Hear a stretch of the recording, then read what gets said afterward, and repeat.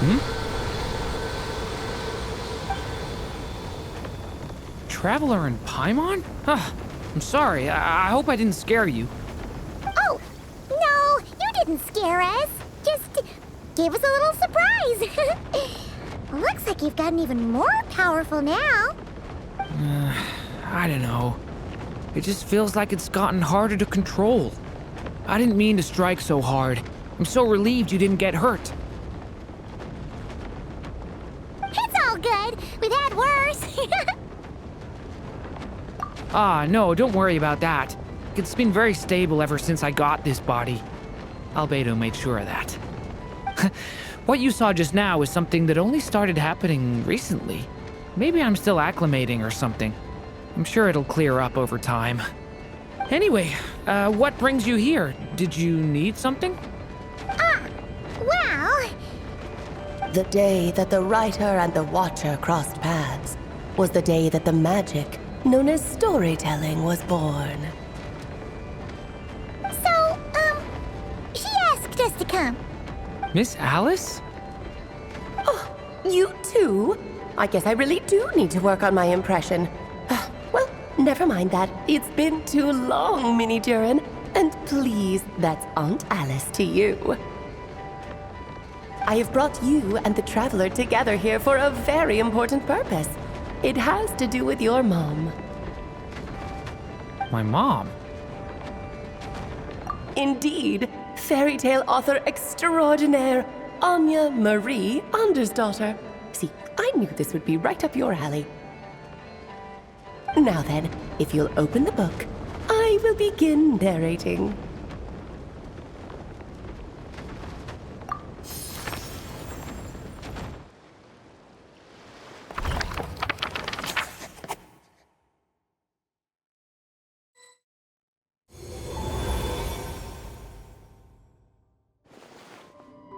Whoa! What is this place? It reminds Paimon of Simulanka. The two are indeed similar. Both worlds were built using the same magic, after all.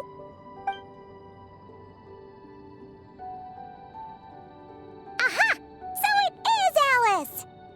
Hello, Aunt Alice? Oh, no need to be shy. Just think of me as one of your mother's dearest friends. You keep talking about stories and magic. What's this all about? Simulanka 2.0 or something?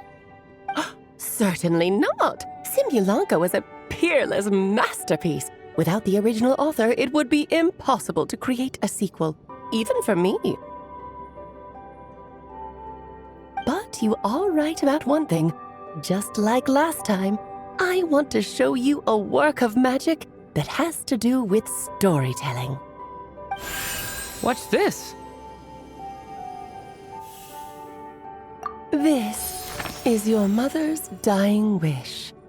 My mother's dying wish was a book? Let me answer that with a question. What do you suppose would be a writer's greatest regret? Have you ever read a book called The Little Witch and the Undying Fire? Oh, that's because it was the work of more than one person. It began as a little game at our tea parties. Each of us took turns writing the next part of the story. I wrote the first volume, then the other mages took their turns. Em was tasked with writing the final volume and tying everything up. But by the time everyone had finished writing their parts, Em had passed away. Oh, it was a terrible shame. A true tragedy. And that is the answer to my question. A writer's greatest regret is to leave a story unfinished. But all is not lost. I couldn't stand the doom and gloom of it all, so I went ahead and wrote an ending myself on her behalf. Then what's this book? This is the answer your mother gave to the same question. In her eyes, this was her greatest regret. She made me promise that I would bring it to you because she believed the only person who could resolve this regret is you. So my mother's greatest regret is another unfinished story? You could say that. And I guess resolving the regret means finishing the story? That's one way to put it. Oh, is a straight answer too much to ask for? Her answer was quite the opposite of what I'd expected. But oh, how touching it was. I'd love to tell you what she said, I really would. But that would spoil the plot, and we can't have that. Spoilers ruin everything. Oh.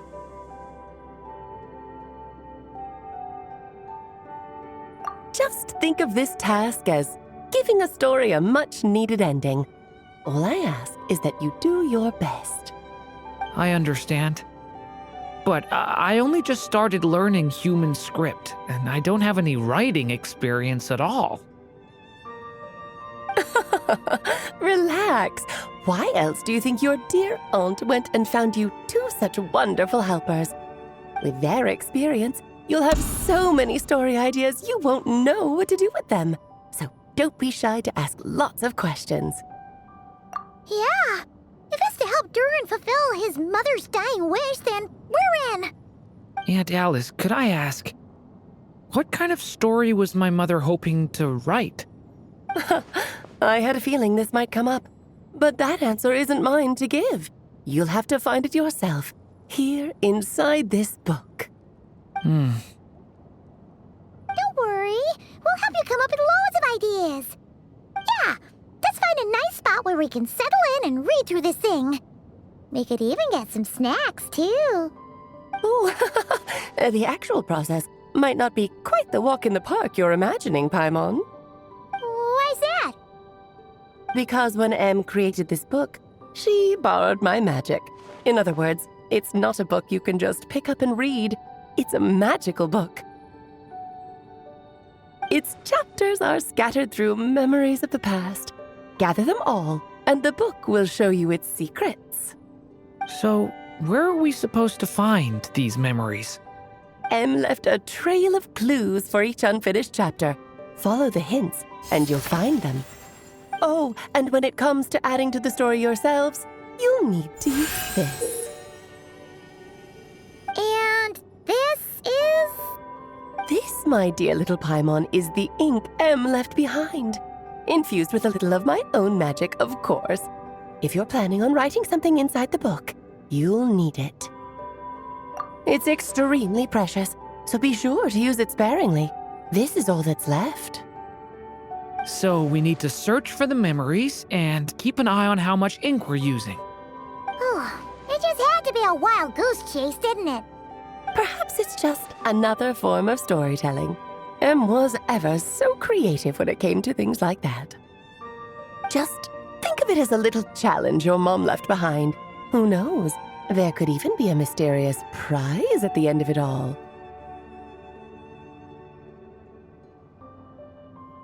I don't care about that. This was my mother's dying wish.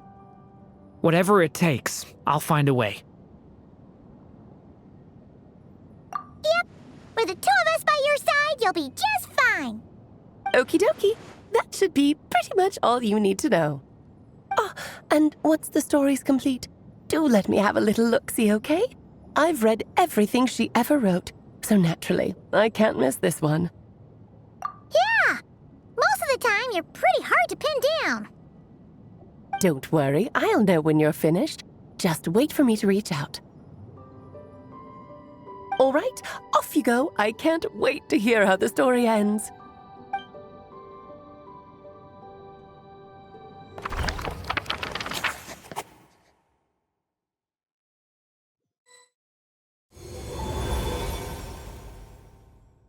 Oh, here we are again.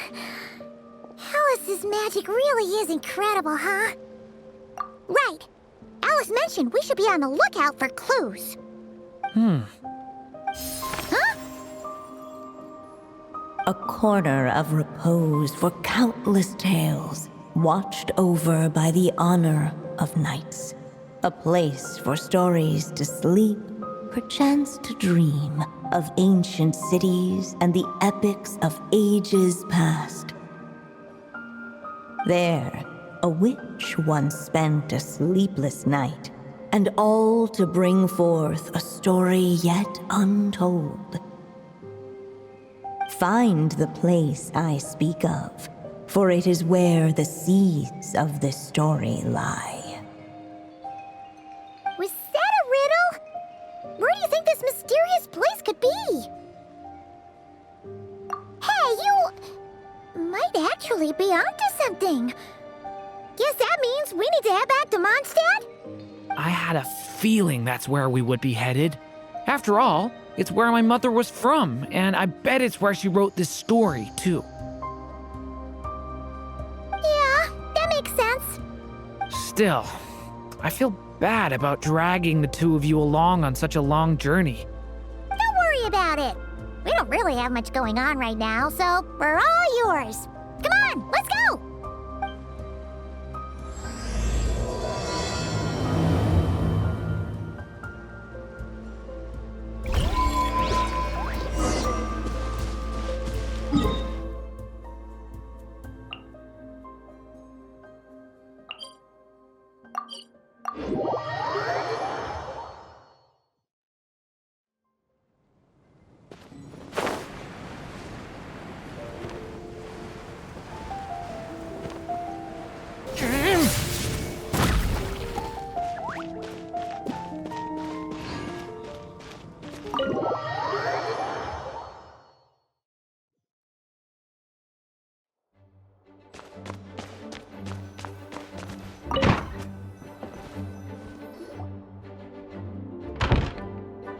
Back in the Mondstadt Library, huh?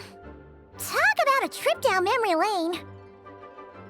So, we're supposed to find the seeds of the story, right? What do you think that means? Well, we're in a library, so it's gotta be books, right? But seriously, there's so many here. How are we supposed to know which ones we need? Making a racket in a library? You should know better than that. Lisa! Oh, sorry about that. Now, who do we have here? Ah, my golden-haired cutie.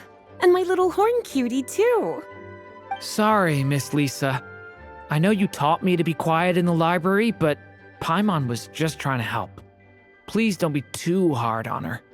Well, it has been far too long since we saw each other, so I suppose I can let it slide just this once. Back when he first arrived here, poor Jean wasn't sure what to do with him, so I stepped in to lend a hand. I figured if I can handle a boy raised by wolves, then teaching one who's part dragon should be a walk in the park. Nice! Sounds like Durin was welcomed with open arms. Why, of course. Now, let's save the reminiscing for another time. I'm sure you're here for a reason. Did you need to borrow some books? It's kind of hard to explain. Maybe you could take a look at this. Oh?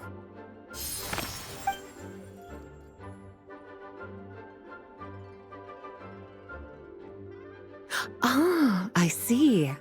These so-called seeds of the story must be the books that inspired its creation. That's just how it is with stories. They grow out of the tales that came before them. And that mage, I can almost picture her here, hundreds of years ago, scribbling away at one of these very desks. But we don't know anything about this story. How are we supposed to figure out which books inspired it? As it happens, just before I found you here, I was looking into something rather peculiar. One of the knights reported seeing some books that weren't listed anywhere in our catalog. Stranger still, just as he went to reach out for them, the books vanished into thin air.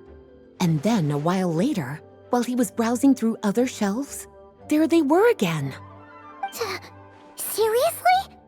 That particular knight knows this library inside and out. I'd be very surprised if he was seeing things. Something tells me these might just be the magical books you're after. According to the report, there are 3 of these books in total. I'll be relying on you to track them down, cuties.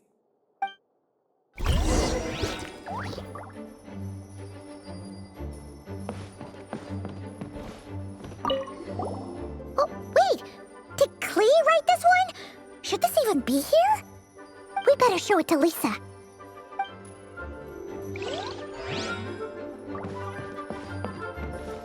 Kinda looks like a poetry collection.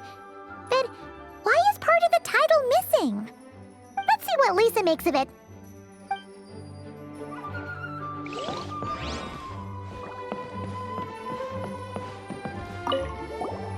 Second strongest spell in existence. Do not show Klee. Wait, there's actually a book like that right here in the Mondstadt library? That title's just gonna make people even more curious. Huh. There's definitely something fishy about this one.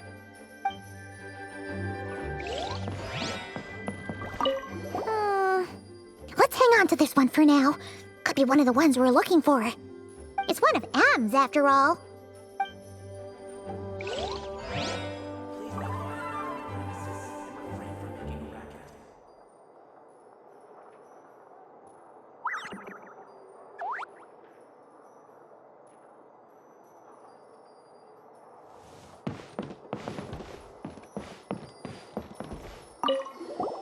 An experiment log?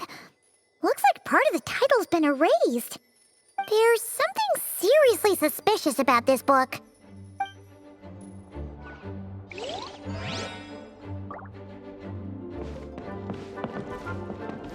Please be quiet within the premises and refrain from making a racket.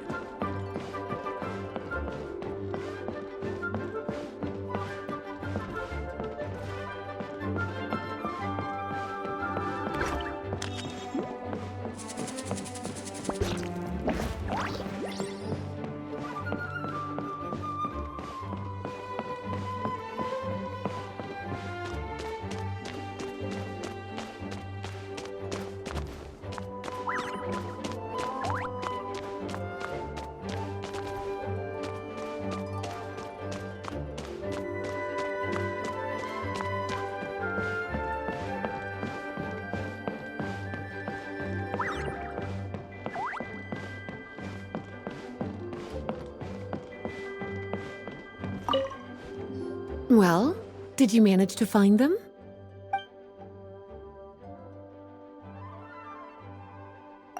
Huh. This book definitely doesn't belong here. Yeah, we can tell just from reading the title. Albedo was the one who brought it in. He suggested I place it on the restricted list and keep it sealed away. Why? He said it's full of forbidden alchemical formulas, some of which could even result in the creation of dangerous monsters. Apparently, the danger it posed was so great, he didn't even feel like it was safe to carry around or keep it in his workshop. Really? Definitely sounds like it shouldn't be here then. Still, if that mage read this book too, it must have been written a lot earlier than I'd imagined. Well, did you manage to find them? Truly extraordinary, and certainly not the kind of thing that should be just lying around. In fact, Miss Alice gave strict instructions about it. So, it's some kind of book of spells? Paimon's guessing magic this powerful should be kept a secret. It's true. This book does contain one of Miss Alice's spells. But honestly, virtually no one could actually pull it off, even if they tried. The only reason it's even meant to be in the restricted section is because we can't let Klee get her hands on it. After Klee was born, Miss Alice advised us to seal it away. She even added that little subtitle herself. So, it's to keep it away from Klee, huh? Does that mean she could use it to cause even more mayhem than she already does with Jumpy Dumpty? No, that's not it. As Miss Alice herself put it, letting Klee see it too early would spoil the surprise. Well, did you manage to find them? Yes, this is a restricted book, all right. It certainly isn't supposed to be here. Huh. But it looks like a regular poetry collection. How did it end up being classified as a restricted book? The issue lies with one of the poems inside. You've heard of the great battle that took place on Dragonspine, yes? 500 years ago, During the cataclysm in Conria, an evil dragon descended upon Mondstadt. A fierce battle with Dvalin ensued, but in the end, the evil dragon fell, and Dragonspine became its resting place. We're talking about Durin. The Durin of Dragonspine. Well, the poem in question turns the whole battle into a dance, with the evil dragon recast as an innocent child who came here in search of friends. But given all the suffering experienced at the claws of that dragon, how could the people of Mondstadt accept such a retelling? Bards are often accused of inventing history or distorting the truth in their ballads. But this one hit a bit too close to home. And since the knights back then were unable to track down the author, they decided to ban the entire collection, blot out the title, and seal it away for good. So the version in the poem, it was all a lie? I'm afraid that question is something only the dragon himself could answer. Well, would you look at that? Seems like these are the little troublemakers you're after. And all three just so happen to be forbidden texts. What kind of story requires reference material like that, I wonder? Forbidden texts? You know, the first time you mentioned that the library had a restricted section, I thought you were just trying to scare us. Are you saying it actually exists? Not really something you should be poking your little nose into, is it, cutie? Sorry. Seeing as it was Miss Alice who asked you to look for these books, I won't question the matter. But they'll need to be sealed away again once you're done, so don't forget to return them. Don't worry, Miss Lisa. I won't forget. Well then, that's all from me. After all that hard work, I think I've earned myself a nice cup of tea. All right, we've gathered all the reference books. What's next?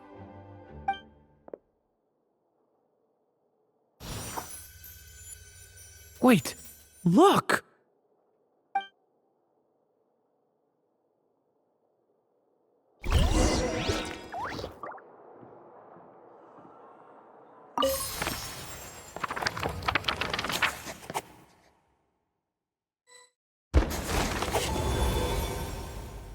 Long, long ago, an evil dragon descended upon the human world, bringing terrible calamity in its wake. Bravely did the people resist, until at last, the dragon lay slain. Later, a witch with a love for stories came upon the tale of the evil dragon, and for reasons she could not explain, felt a pang of sorrow on its behalf. For she knew, despite its body being born of wicked alchemy, all along, the dragon's soul was that of an innocent child. Right up to the moment of its death, it had no choice in becoming a vessel of calamity, nor could it fathom the cruel fate that lay before it. Though the witch had a love of stories, she was not pleased with how this one ended. No, that won't do, she thought. I'll write you a better ending instead. And so she set off to do just that, borrowing a little magic from her friend. With it, she wove a dragon's egg, resolving to rear a dragon child of her own. Yet long in thought she lingered, wondering what kind of world her little dragon ought to behold upon waking.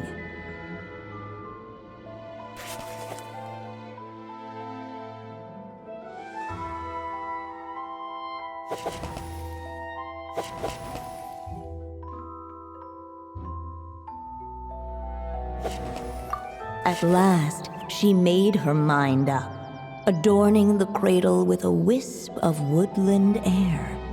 Then, she quietly waited for the egg to hatch.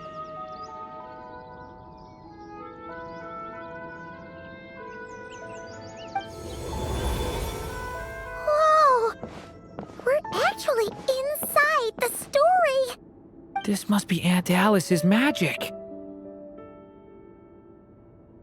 Yeah. A story about me? Why don't we just see where the story takes us? All we know is the beginning at this point. Okay.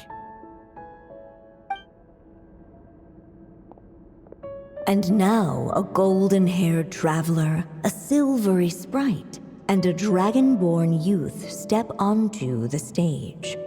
What new chapter will their arrival bring? Whoa! That came out of nowhere! Was that the same voice we heard just now? Yeah. But why does it sound so familiar? I've missed this. It's just like the stories my mother used to tell me. You mean... Em? She used to tell you stories? Yeah, she loved it. Back when she was still alive. Sorry, we should focus on what we're here to do. So, now that we're in the story, what's next? The dragon youth wondered aloud. Yet all he could do was wait for the story to unfold. Of course, there's something to be said for helping it along. Perhaps a little exploration could prove fruitful. Oh! Is that a hint? Yeah, I agree.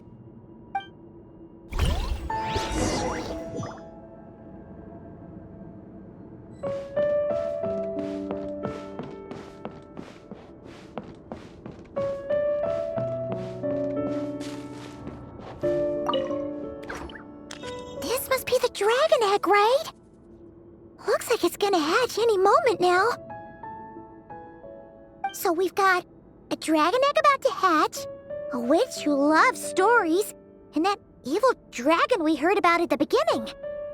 Yep, it all adds up. This is my story, isn't it? Okay, so how are we supposed to help the story along? It feels like all we can do right now is wait. Apparently, it hadn't dawned on the group to look for a way to help the egg hatch faster. Oh, right! We're at the point in the story where we're waiting for the baby dragon to hatch, so that has to happen before the story can continue. With the flames at his command, perhaps the dragon youth might be able to provide the egg with sufficient warmth. What? You want us to roast the dragon egg? The silvery sprite's surprise betrayed her lack of reading.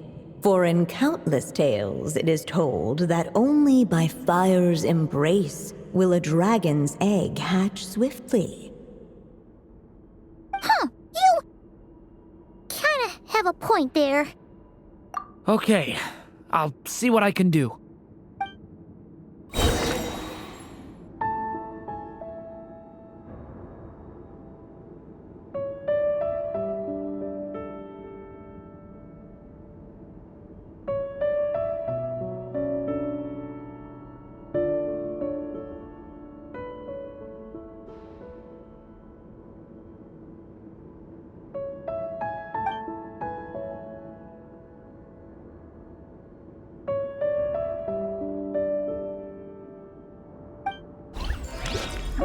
I still have so much to learn about human interactions. Like, where should I put my hands when I'm nervous? I just really want to make friends with everyone.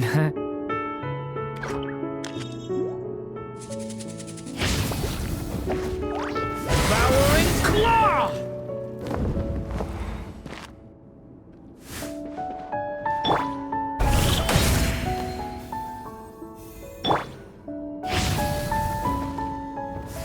Stay back!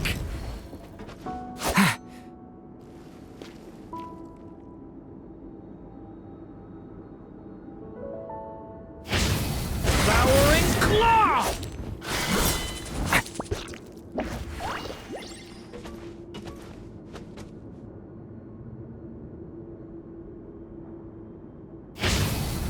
Thunder!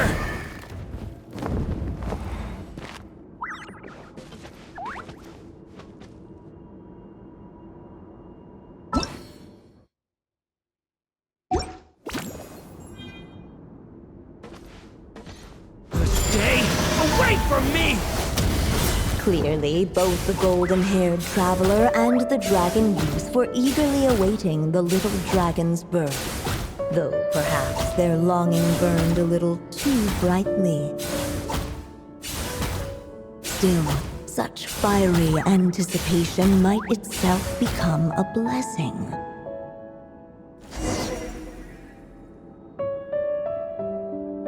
At last, under the witch's expectant gaze, the little dragon broke free from its shell.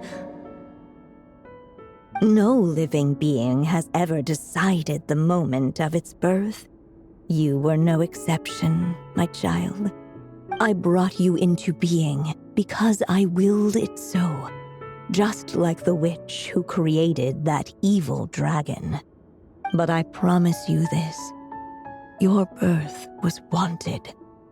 You are loved, and you will have a different fate than the dragon that came before you.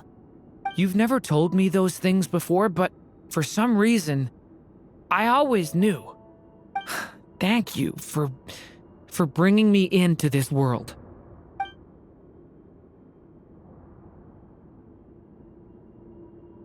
The waiting witch did not feel lonely, for she had 3 visitors by her side. Together, they beheld the hatchling's first breath of life. Holding her dragon child close, the witch promised him a life unlike that of the evil dragon. And so, nestled in his mother's warm embrace, did the little dragon's story begin.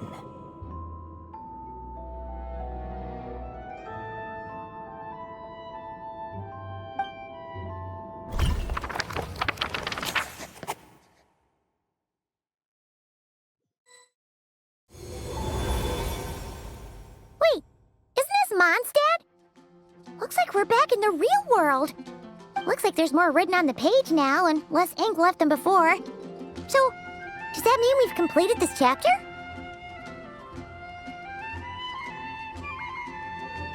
Yeah, but why does M seem to think that the story isn't finished yet?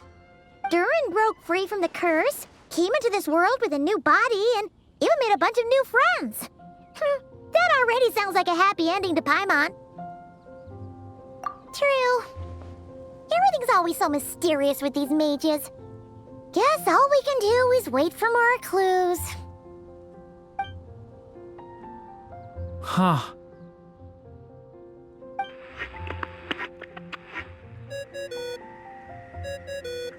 Is this thing on? All right, that should do it. Hey, that's Alice's voice! Hello there, children. If you're hearing this, you've stumbled upon the little recording I left for you. I thought you could use a few hints about how the book works. By now, I'm guessing you've already begun to leave your mark on the story. You should know, however, that the book needs time to absorb the ink, so the next chapter's clues won't show up right away. Wait, so even magic ink needs time to dry? The good news is, you can return to any chapter you've already completed and continue to explore the mystical, magical storybook world you helped create. Have fun, dearies. Toodles! Oh, man.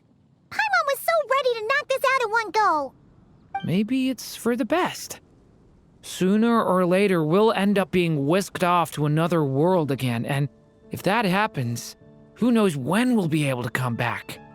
So it might be good to take a break while we can. A break. Yeah! Paimon has a sudden craving for the Good Hunter's sticky honey roast. And we happen to be in Mondstadt, so... So let's meet up here later. I need to find Miss Lisa to return those books anyway.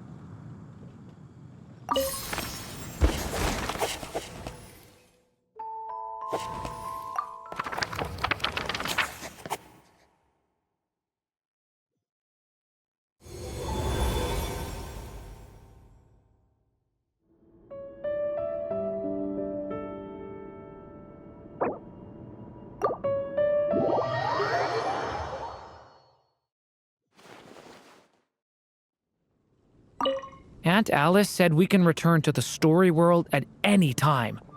If you feel like checking it out again, just come find me. More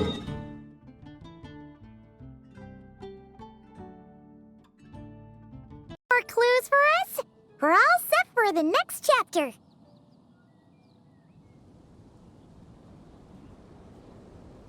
Yeah, I was just about to come find you. Let's see what it says. Now sprout to life the story's seeds, stirred by wind-born melodies. Then on that breeze the music leaves, fading into distant memories. Seek the place where wind and tale entwine, and once there, make 3 riddles into verse, and 3 melodies into song. For in poetry and song will this story start to blossom. Come on! Another riddle? All that talk about wind and melodies? Oh! Care to elaborate? Wind, music, poetry? Tone-deaf bards gotta know the answer. You mean Lord Barbados? Albedo introduced us when I first arrived in Mondstadt. I mean, someone like me was bound to catch his eye sooner or later. It's better that it's out in the open anyway. Now, how should we track him down?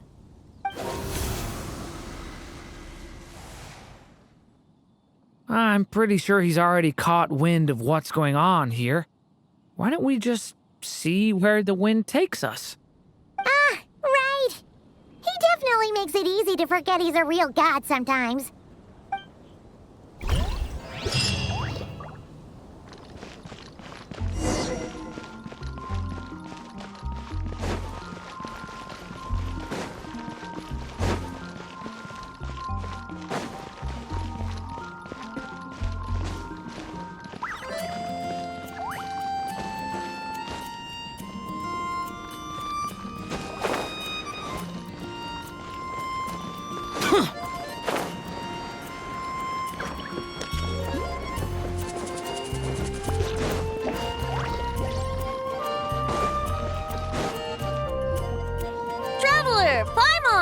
What a sight for sore eyes! Ah, and the little dragon from the fairy tale world. I heard your voices calling out to me on the wind. Something about needing help with a riddle? Sorry to disturb you, Lord Barbados. Disturb me? Not at all! To tell you the truth, I'm just as curious about this riddle as you are. Let me take a look.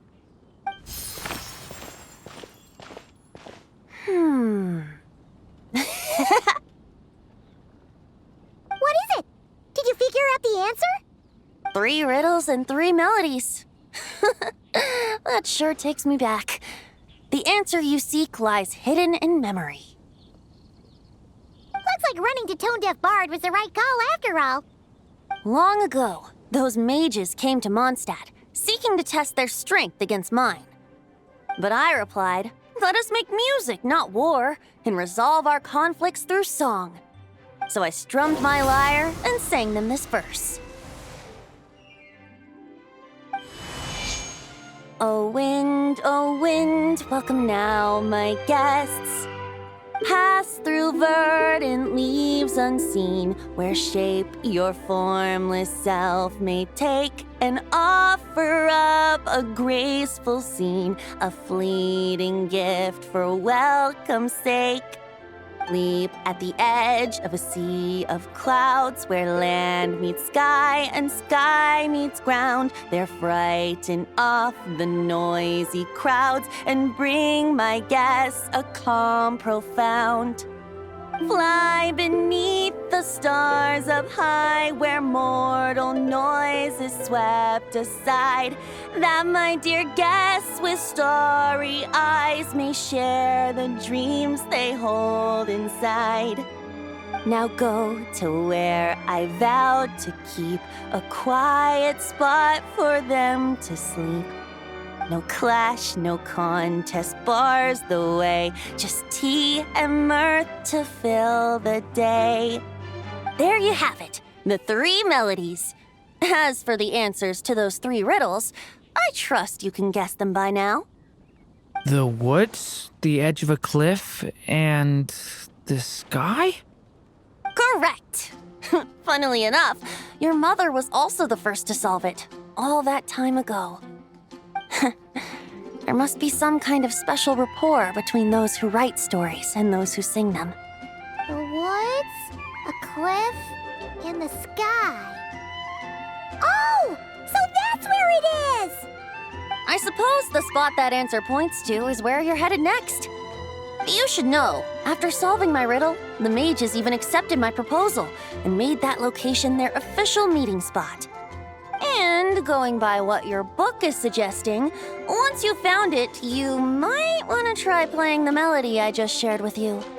Guess you can be pretty reliable when it counts, huh, Great Animal Archon? Thanks for the help, Lord Barbados. Still got questions for me, huh? Yeah, you must have read countless tales in your time, being a wandering bard and all. In your experience, why might an author consider a story unfinished?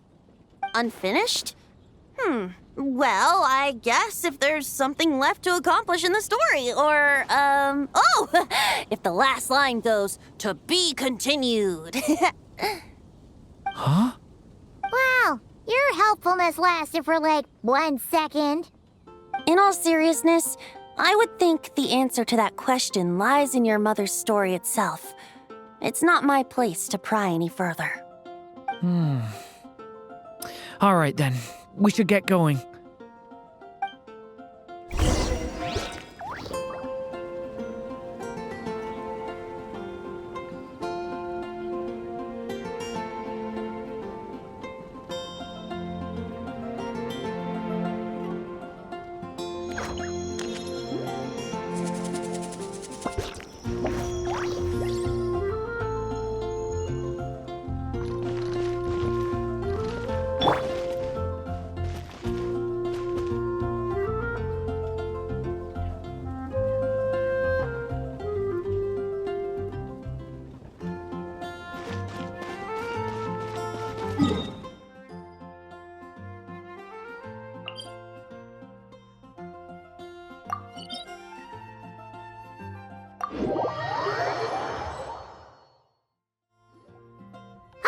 Okay, we're here!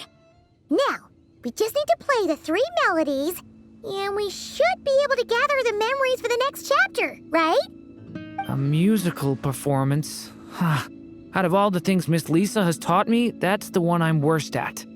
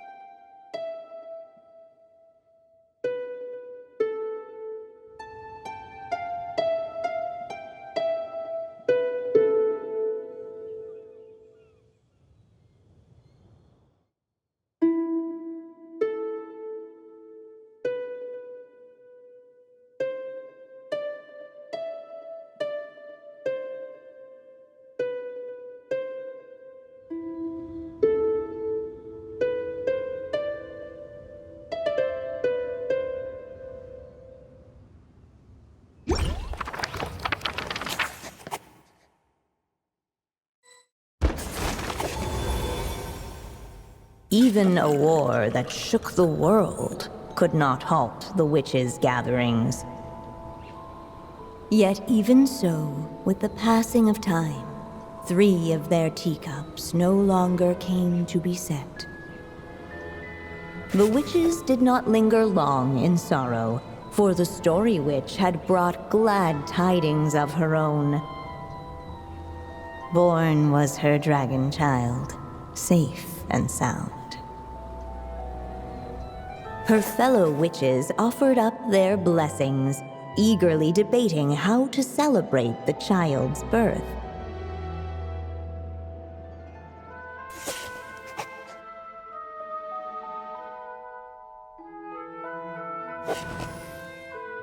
In the end, they settled on the sweetest candy they could find. After all, what could be sweeter than the arrival of new life? And so, the witches' gathering turned into a birthday celebration.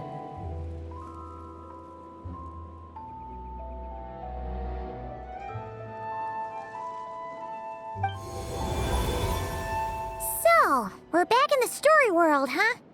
As if from nowhere, new guests appeared at the witches' table. Perhaps they too had come to celebrate the dragon child's birthday. Yet while everyone else was busy thinking about what kind of gift to offer, these three seemed to have come empty-handed. Hardly the recipe for a warm welcome to a birthday party, now is it? A gift? Hey, what's this all about? We only just found out this was a party. While the guests voiced their complaints and grievances, perhaps they should have been wondering what kind of gift to give instead. So, we need to bring a gift to advance the story? Ugh, but where are we supposed to get something like that? Perhaps it would be a good idea to have a look around. Why didn't you just say so?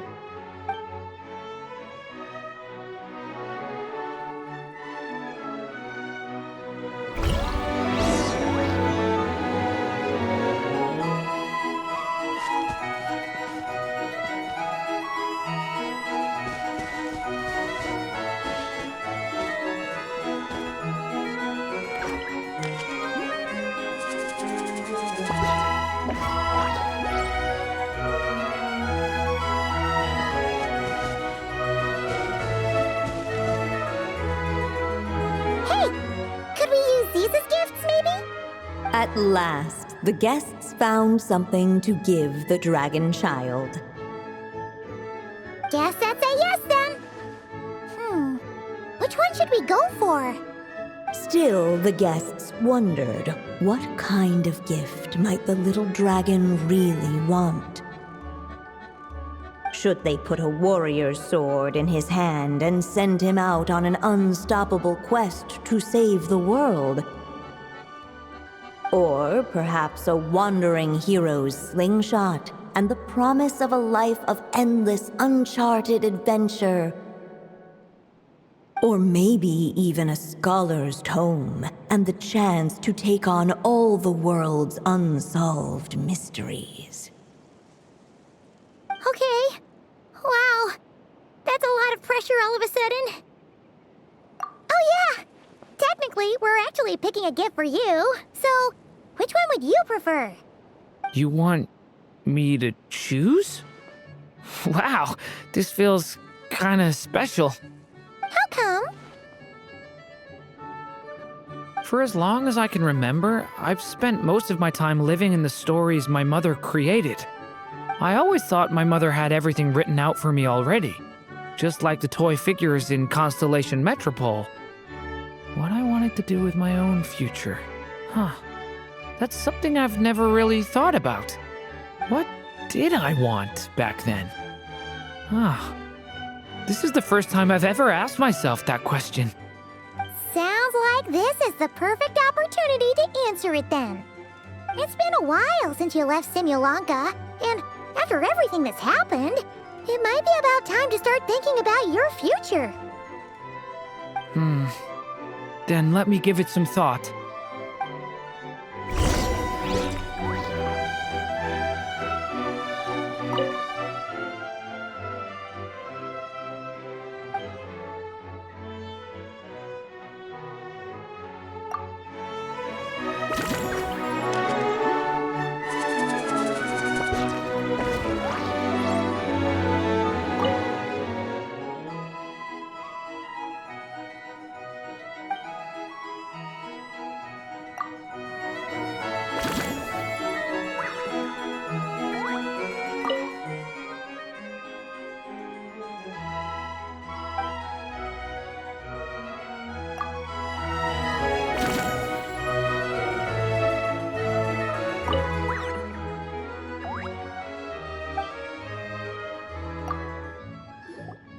In the end, the guests settled on the Scholar's Tome. So you're the scholarly type, huh? I just feel like I should learn more about the way the world works. What makes you say that? I'll give you an example. Did you know that in Mondstadt, using fire to catch fish is a punishable offense? I thought she was just teaching me regular hunting techniques.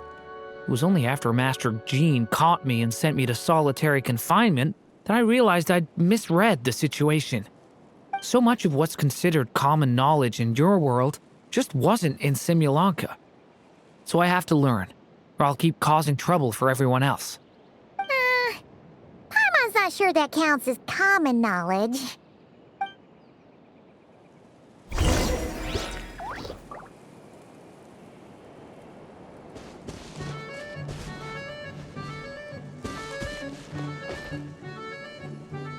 Alright, they should let us in now that we've got a gift, right? Hello there. Brought a gift this time? The newly arrived guest presented his gift, wishing the little dragon a future as a wise and accomplished scholar. Accepting the guest's blessing, the Story Witch invited him and his friends to take their place around the table. Finally, she could introduce them all to her dragon child, telling all in attendance about the moment of his hatching, and of course, the name he'd been given. It was then that the Seer Witch, diviner of the stars, withdrew her gaze from the heavens and turned a sorrowful glance upon the little dragon. You gave him the same name as that evil dragon? That's right. But the life I intend for him shall be very different. What folly to love so blindly. For as you must know, a name is the mirror of destiny itself. He who bears an evil dragon's name must also inherit the fate of its previous owner. His fate has been foretold. Then I'll rewrite it. The witches at the table fell silent, for they knew the Seer Witch's words had never once proven wrong. Yet, just as clearly, they recognized the Story Witch's resolve, for there is scarce a force in this world more fearsome than a mother's love. At last, the Merry Witch stepped forward, dispelling the uneasy silence. So be it. Then we'll all lend a hand. Together, we shall rewrite this child's fate. You mean to defy one of the fundamental rules of this world? I refuse to be shackled by such rules. Besides, this is a witches' gathering, is it not? What could be more fitting a subject for this occasion than to defy them? Oh? Sounds like an interesting experiment. I suppose, were we to succeed in this endeavor, we might bring a touch of wonder to this otherwise dreary sky of stars. The Merry Witch finally talked them all round, just like she had done many times before. Warm and strong as the sun she was, so much so, in fact, that those who her light shined down upon had no choice but to bask in it. And so the witches readied their gifts, 3 marvels of the cosmos.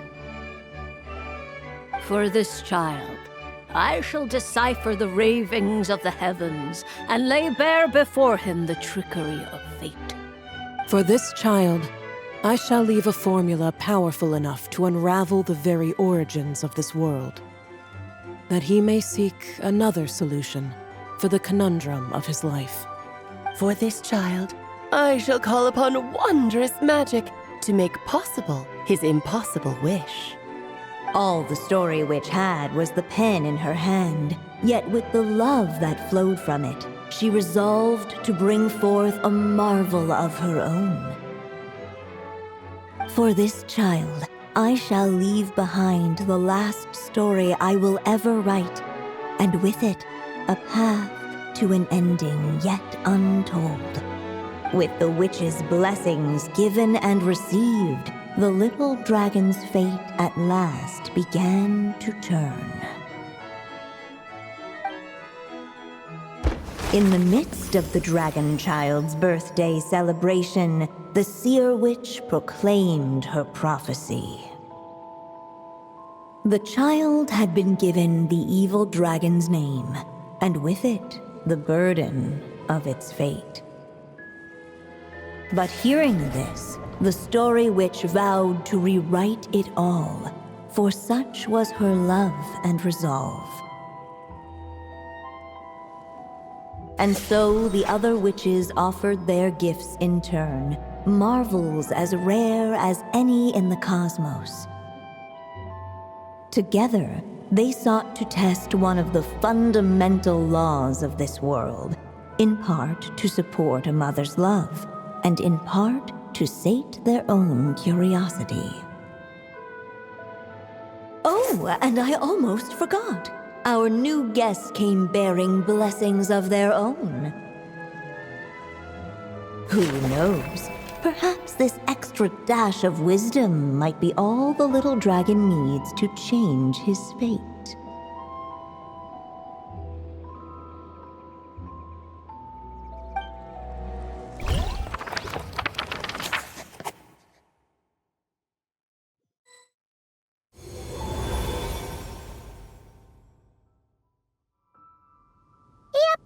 Looks like we've completed this chapter, too. Those witches in the story were the mages of the Hexen Circle, right? They sure seem to care a lot about you, Durin. But, Paimon kinda had trouble following their conversation. Just a bunch of mystery, as usual. The evil dragon's fate. Oh, is that what you're worried about? But didn't we already take care of that?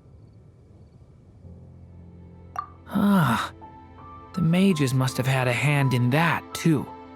Also, I was just thinking, which part of the story are we even meant to be completing? Oh, it feels less like we're filling in the gaps and more like we're adding something new altogether. But we use the ink, right? And the book hasn't given us any more clues, so that must mean our task is complete. At least for now. Yeah, I guess we're doing something right.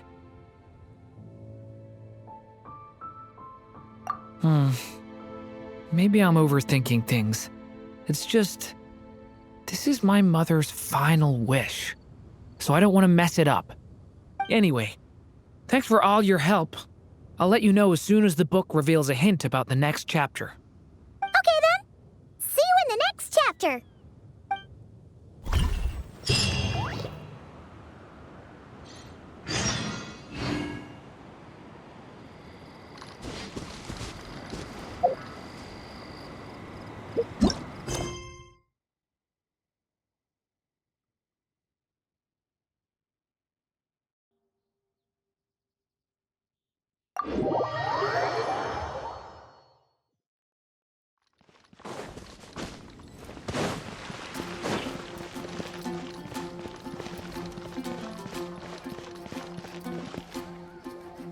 Some say the god of fate calls the outcome of every dice roll before it's even made. And that's why the secret to winning a lot of games is having that god on your side. Your luck is amazing, Kaya. Your turn. Give it another shot. Fear not, O Crimson Dragonborn, for I, the Princess of Ertalang, have bestowed upon you the benediction of the midnight hour, and with it you shall surely smite this usurper.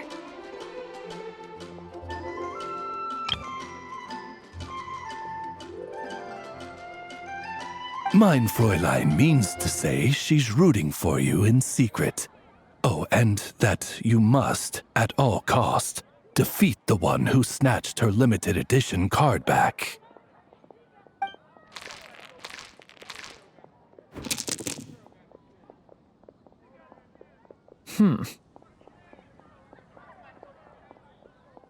I'm not too sure if that counts as good luck or bad. "'Tis not but the perfidious machinations of fate." Hey, everyone! Mr. Honorary Knight and Paimon! You back! It's good to see you, Honorary Knight. Mein Fräulein is quite invested in the outcome of this match, so please allow me to extend greetings on her behalf. Of course! But if you're out playing cards, how come you're not over at the Cat's Tail?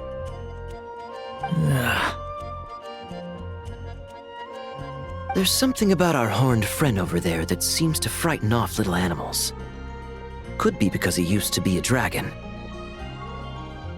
Normally, the animals just steer clear of him, but in the close confines of the Cat's Tail, let's just say, the feline residents probably consider it their turf. And we all know how dangerous a cornered cat can be. I just wanted to borrow one of their nests for a nap. One of their nests? Wait, you mean a cat sofa? Yeah, it's more comfortable for me. I can stretch out just the way I like. But it turns out the Black Cat and his minions are quite territorial. Luckily, Miss Diona helped smooth things over, and they finally agreed to let me use one. But, I only get to use it after dark. Oh, Diona stepped in! You know, underneath it all, she really does like helping people. The more likely reason is because Durin won't touch a drop of alcohol. As far as Diona's concerned, that pretty much makes them two peas in a pod. It's a shame, really. Considering... Mondstadt's alcoholic drinks are a bit too much for me to handle right now. But maybe someday. There's no need to force it. Who says you have to drink just because you're in Mondstadt? Yeah, it's just... I'd really like to make some more friends, so I need to learn how humans socialize. I guess alcohol is usually involved, though. But that's why I started learning how to play Genius Invocation TCG. It's also a kind of social activity, but it doesn't involve drinking. And I've been lucky enough to receive the guidance of the Prinzessin de Verurteilung herself. Exactly! Who needs alcohol when you can make friends playing card games? Speaking of which, need any tips from the master over here? You'll wipe the floor with that opponent of yours. Paimon guarantees it. Unfortunately, with the luck he's having, not even that legendary card master from Sumeru could turn things around at this point. Yeah, that last roll wasn't great. But who knows? Maybe you'll have better luck next time? He keeps getting the exact same roll over and over. This is the third time already. If there really is a god of fate, they could have cut this kid a bit of slack. Like, I don't know, make it possible for him to roll at least one other side of the dice? I think I've lost.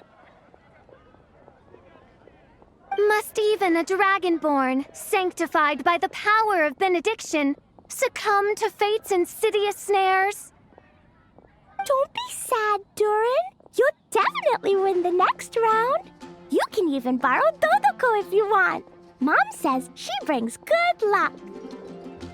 Thanks, Klee, but there's something more important I need to take care of now. Oh, okay. So, the book's given us another hint, right? Yep, and I think I've guessed where we're headed this time. Come on, follow me.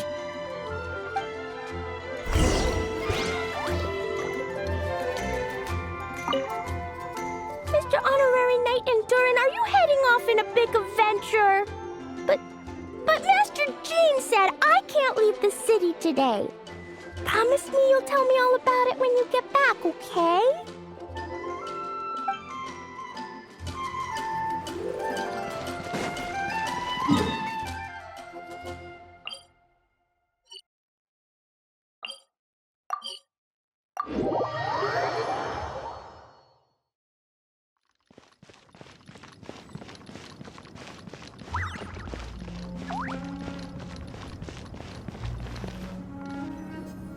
In what sort of castle might a storybook dragon dwell?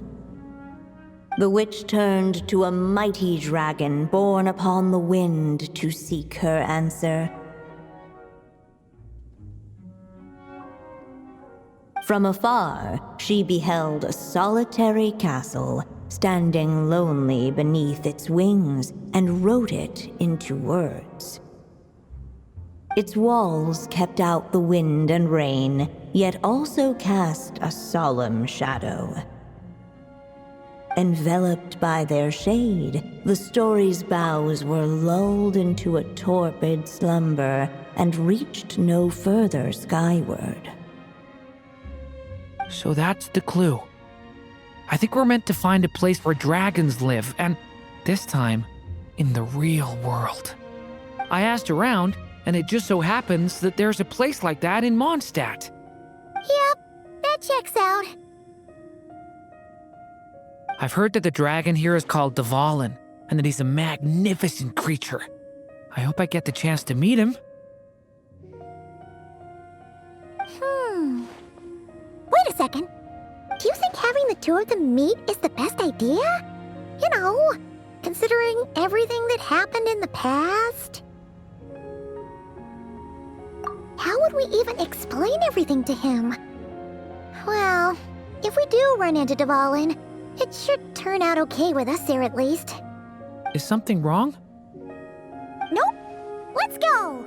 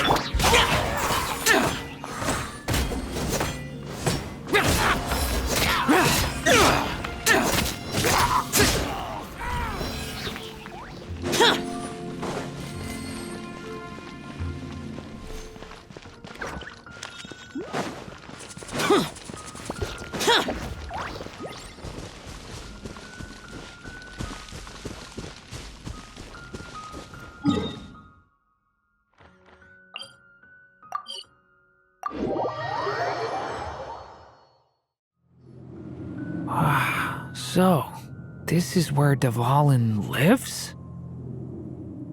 Yeah, right into the middle of a raging storm. If you're afraid of getting blown away, Paimon, you can always hang onto my sleeve. This isn't Paimon's first rodeo. Come on, let's get going.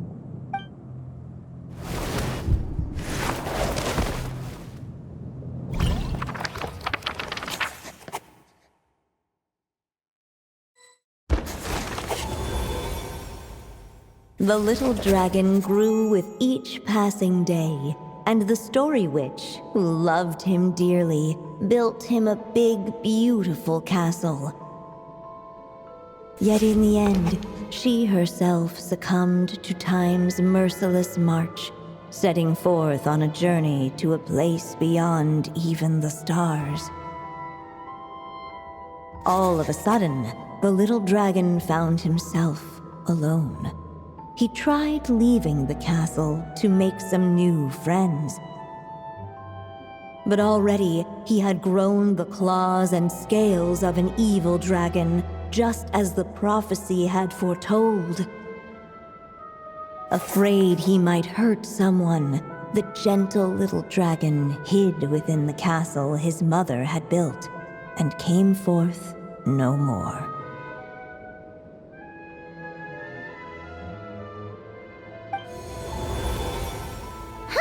Looks like we're back in the story world. And from the sounds of it, this chapter must be about Simulanka, right? Yeah, like the fairy from the Forest of Blessings, the king of Constellation Metropole, that cat lady who turns into a box. Yep, that will be Nilu, Navia, and Kirara. Oh, and there's Hat Guy, too. Only lately, whenever I see Hat Guy, I get this strange feeling. What kind of feeling? It's like there's something on his mind. He hasn't told me what it is, but I can sense it all the same. Well, he's always been kind of broody. I guess I should focus on fulfilling my mother's final wish for now, though. Yeah, we should get started on this chapter. So, let's track you down and free you from fate's curse once again. That day, a small band of adventurers suddenly arrived beneath the castle walls. They promised to help the little dragon cast off the curse of fate. Yet as they stood beneath the castle walls, it appeared they had no idea how to even begin. Hey! Instead of making fun of us, how about giving us a hint? The little dragon had shut himself inside the tall tower at the castle's center. Anyone who wished to reach him must traverse the barriers that wall off his heart, for there is no other way. Looks like we're in for another long one. Let me try something. Ooh, do you have an idea? If that little dragon in the tower used to be me, then surely I'd know how he shuts people out better than anyone.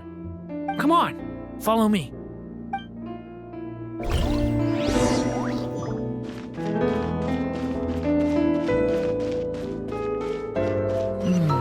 That telescope. I've seen magical tools like that before. It should come in handy.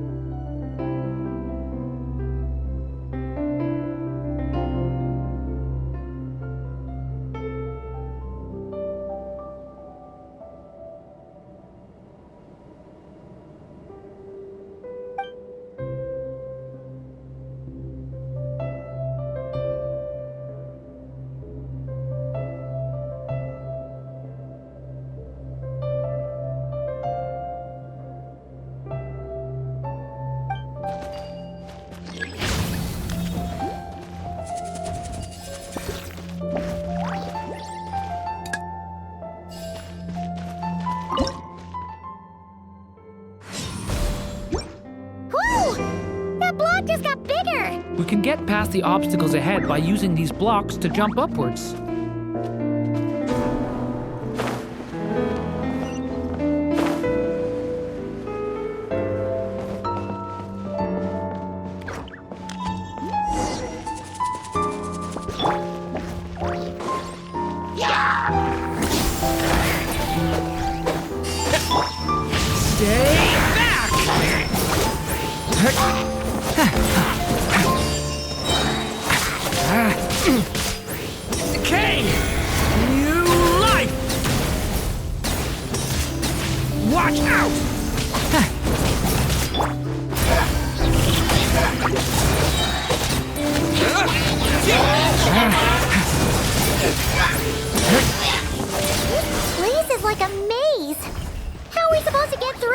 We'll just have to check each spot.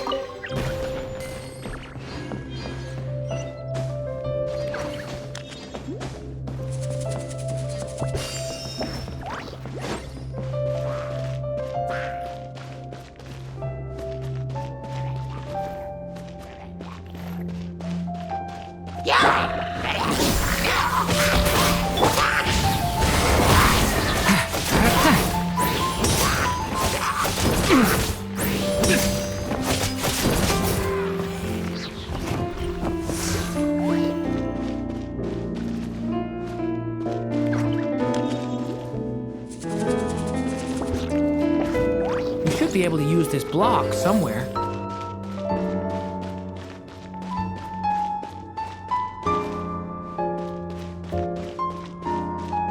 Looks like this telescope is missing some blocks. Oh, let's try the one we just picked up.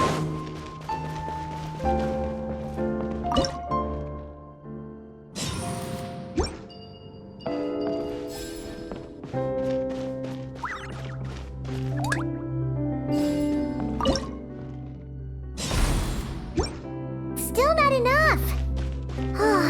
Guess we'll have to keep searching.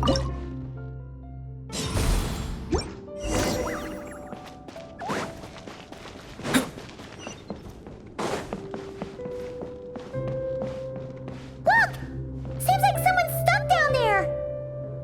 Should they continue towards the tower or plunge into the shadows to rescue those in need? A difficult dilemma indeed. The path to the tower is up ahead. We better stick with Durin. It's so dark here. Wait, is that? A little pixie that can fly. Are you here to help the dragon break his curse too? Oh, what's this? More brave adventurers bold enough to set foot in this castle? Come, join the ranks of your liege's guard. Nilu and Navia! Nilu? No. I'm a flying squirrel fairy. And I'm a giraffe king. Not this Navia you speak of.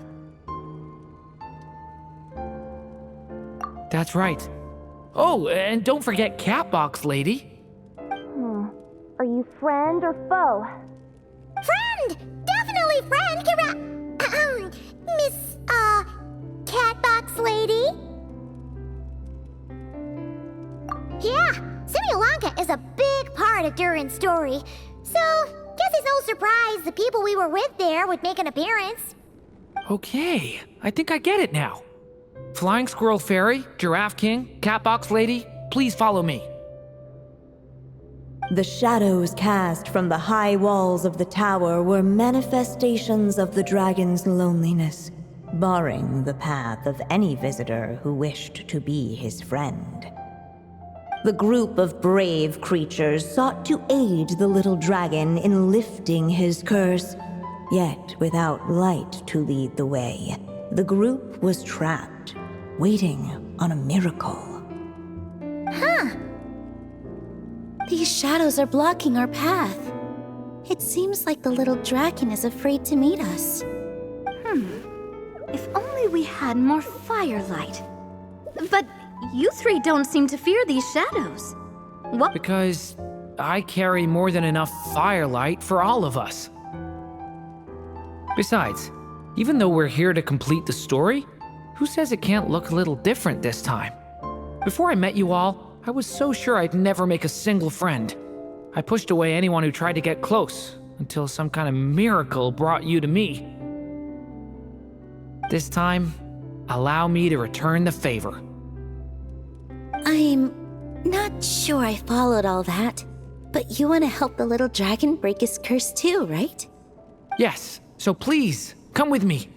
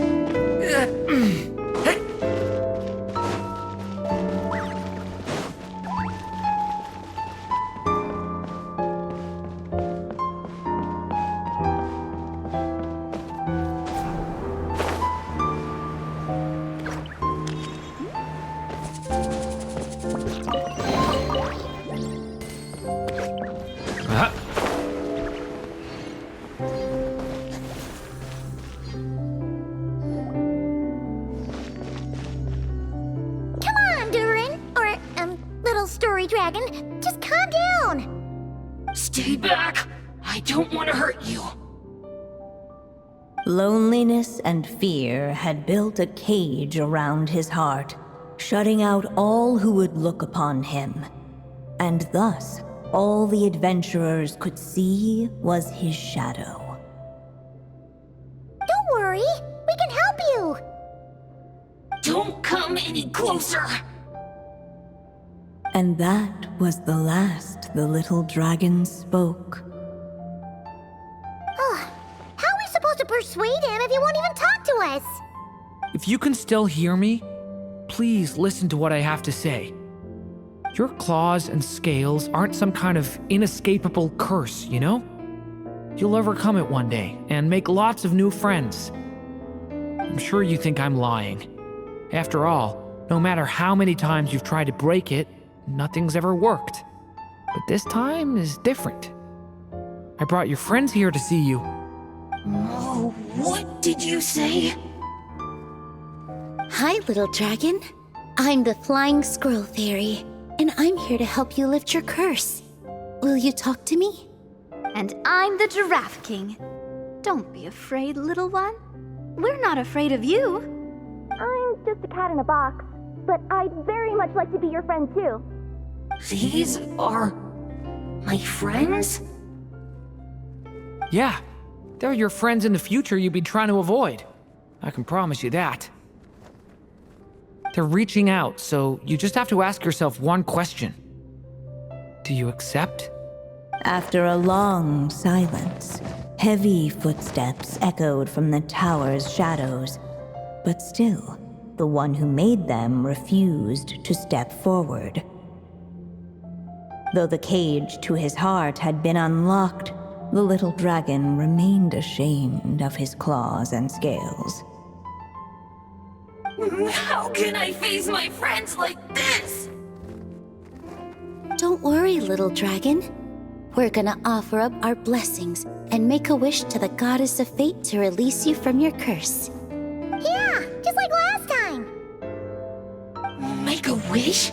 To the goddess of fate? At that moment, the merry witch made her entrance. Hello, little one. Don't be afraid. With the blessings of your friends, your wish shall be granted. Alice? Wait, you're the merry witch from the story? Correct. It is I, the Merry Witch, creator goddess of this realm. And it just so happens the goddess of fate is none other than my dear friend, the Story Witch. I'm here to make good on my promise to lend her my second strongest spell. With this spell, she'll have the power to create an entire world. So naturally, granting your wish won't be a problem. Provided, of course, you receive your friend's blessings. But before we proceed, I must check something on her behalf. Little dragon, do you accept this blessing? I want to be your friend. So if you're offering, then yes, I would love to have your blessings. Were it not for the adventurer's blessings, this tale might have ended long ago. Thanks to them, another ending was now possible. Yet in that moment, they did not know if this blessing was truly a gift or just another trial in disguise. What? You didn't say a word when we actually needed a clue, but now at a critical moment like this, you turn up and start playing mind games? Another trial. Ha, that actually sounds about right. Be it the fictional problems of Simulanka or unavoidable conflicts in the real world, if you think about it, that's what they've been all along. But if it wasn't for those trials, I never would have met any of you. So, despite all that, I'd still like to give my blessings. That's the spirit! Come on, Durin! Let's help you make your wish come true again! On behalf of both my past and present selves, thank you, my friends. Fortunately, a brave band of adventurers heard tell of the little dragon's story. Determined to lift his curse, they fought their way through countless trials. To help him, they offered up their blessings and made a wish to the goddess of fate. At last, their wish was granted. Shaking off his scales, the little dragon stepped out of the tower's gloom. But his time in the world beyond the castle would soon teach him this gift would bring blessings and trials of its own.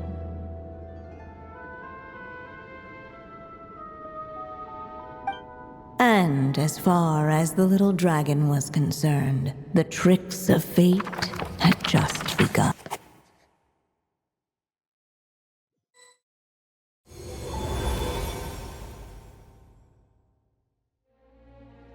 So, Durin's wish came true, just like it did before. If this story was written by my mother, then surely that was the last chapter we just completed. Oh yeah! So, in other words, we finished it! Looks like that's a wrap on Alice's task, and there's even some ink to spare. Guess we'll have to wait for her to make contact, like she said. So, my mother's final story has finally come to a close. Sounds like you're a little sad to see it end. Back when I was still living in Simulanka, I was always under the illusion that my mother had never truly left. Every day I spent immersed in that world. It felt like she was right there by my side, still reading me bedtime stories. But now... Durin! That's right! And you've got so many other friends waiting for you back in Mondstadt! Yeah. Speaking of which, after all that flying around, Paimon's starting to feel hungry again. So, why don't we head back to Mondstadt? Perfect excuse for a big meal with the rest of the gang. Now that you've fulfilled your mom's final wish, a little celebration seems in order, right? It's just a pity we never got to see that big, beautiful dragon. You were really looking forward to meeting him, huh?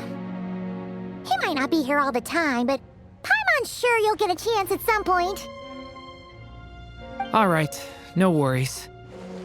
Anyway, since this feast is to celebrate me fulfilling my mother's final wish, I guess it should be my little treat. Pretty sure that's how humans do it, right? Nuh-uh. This one's on the Traveler and Paimon. Celebrating each other's achievements is what friends are for. Honestly, when it comes to who treats who, human rules are so complicated. See? He wants to be friends with you too.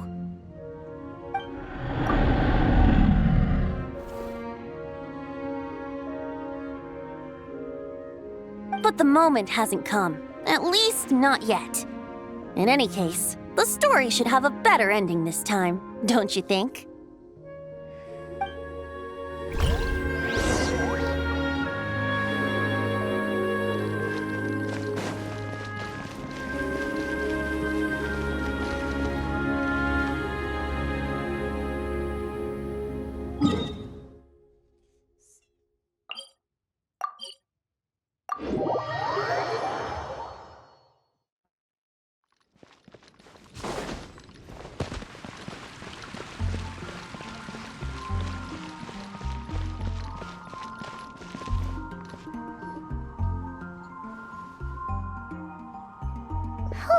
Feels like we were gone for ages.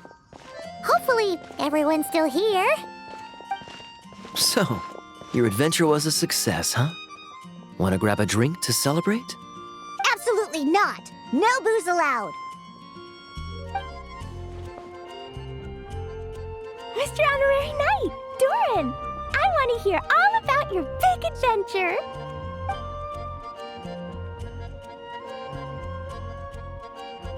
We're gonna order a big meal for everybody first. We'll talk while we eat.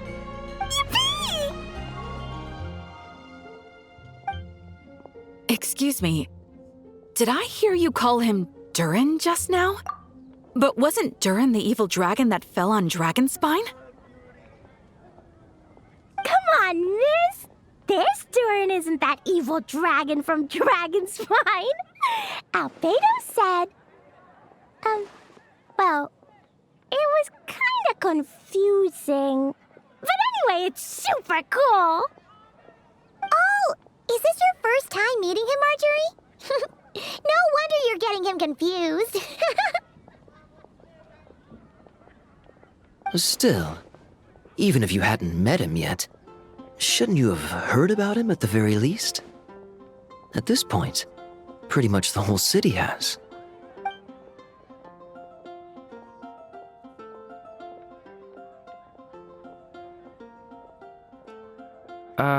Why is everyone...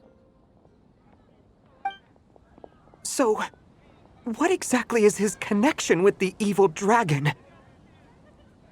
Wait, but those horns on his head. Surely he's not a... Did everyone just forget about Durin?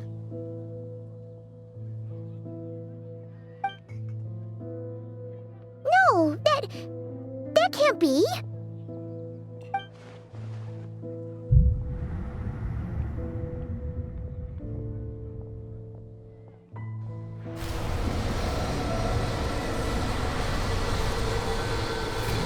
The tricks of fate had just begun.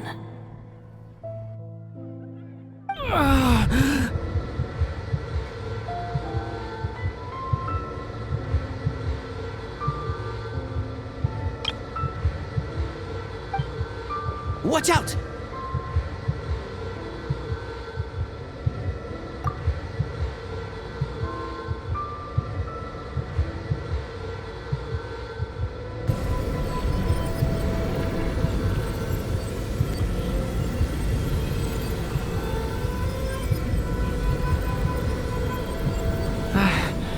No one got hurt. Did they? Durin! Durin!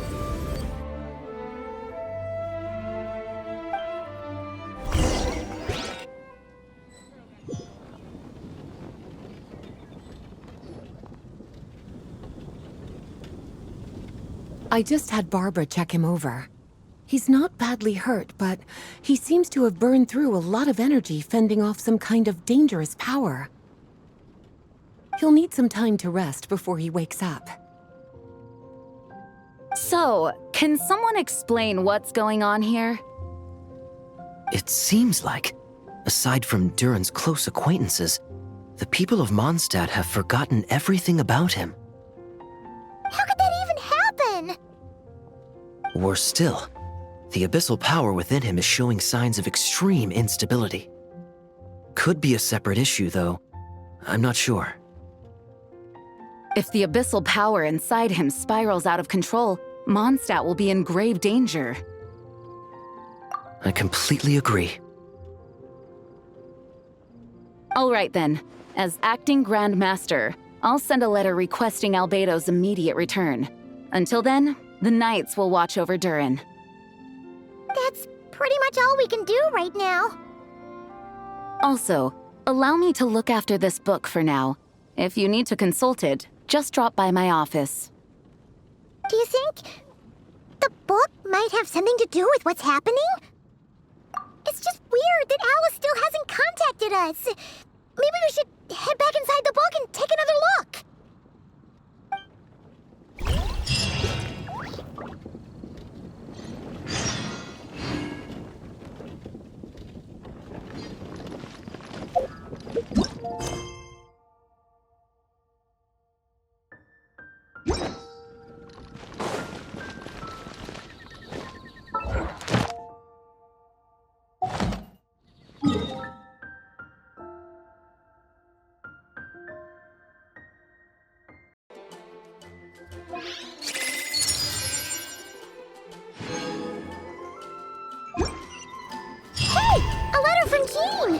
Looks like Durin's woken up. Let's go see how he's doing.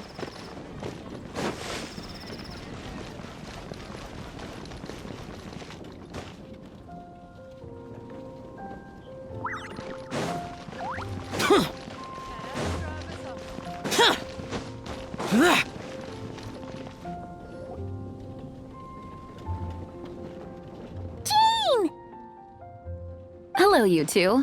I'm glad you got my letter. Durin's awake and waiting on the bench over there. I'm here if you need help. Just give me a shout. Don't worry about us. We'll be fine. Oh, hey, you two. I just remembered what happened right before I passed out. Thanks for holding me back. I shudder to think what might have happened if you hadn't. I'm fine now. It's just... a lot of people seem to have forgotten me. Don't worry. We'll figure out a way to fix this. Why don't you start by telling us what happened? It felt so strange. After I realized no one recognized me anymore, I suddenly felt like I'd completely lost contact with my body. Abyssal power lies sealed within this body I inhabit. So when I lost my connection to it, I lost control of that power too. It wasn't until I heard everyone calling my name that I was able to reconnect with my body.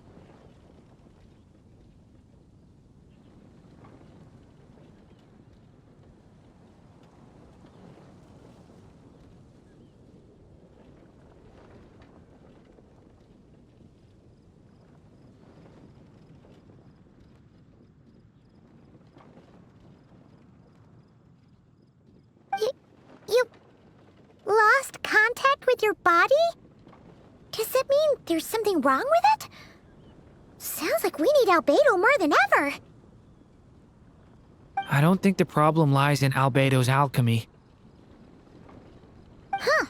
But then, why are people forgetting you? Guess that's what we need to figure out. That means we need Alice for sure. But it's been ages and she still hasn't been in contact. Now would be a really good time for a hint.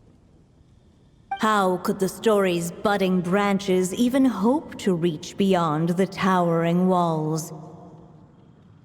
Leaving the castle, the witch went off in search of the tallest, grandest tree in the whole world.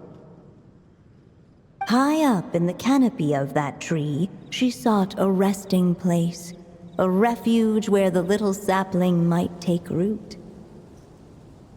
Go to that place, for it was there that the sapling felt its first breath of wind. Huh? Was that another clue? Does that mean the story isn't over yet? Leaving the castle. It just occurred to me. If this story is all about my own experiences, then wouldn't what happened after I left Simulanka be part of it too? But how could she possibly know exactly what would happen? And even if she did, how could we know when the story was complete? Yeah. Since we can't reach Alice right now, we'll just have to get to the bottom of this ourselves. But first, we gotta figure out where this riddle wants us to go. The tallest, grandest tree in the whole wide world. Huh. The only place that ever gave me that feeling was the one I ended up in right after leaving Simulanka. They had great coffee there, too. And so many books you'd never run out of things to read. Think about it. Our search in Mondstadt began in a library, right? Well, Sumeru City's got one of those, too. And it's absolutely huge. What do you say? Should we try looking there? Huh. That does kind of make sense. And it's not like Paimon's got a better idea. Alright, let's just give Jean and the others a heads up first. Well, it sounds like you've got a plan, so I won't interfere. All I ask is that you stay safe. Albedo won't be back for some time, and until he is, we can't know for sure how dangerous Durin might be in his current state. I'm so sorry about what happened before. Believe me, I'm not blaming you, and neither is anyone else here. If anything, it's the opposite. We're all just worried about you. Worried? About me? Come with me. I want to show you something. As soon as they heard you were awake, they all hurried over to see how you were doing. You all came to see me?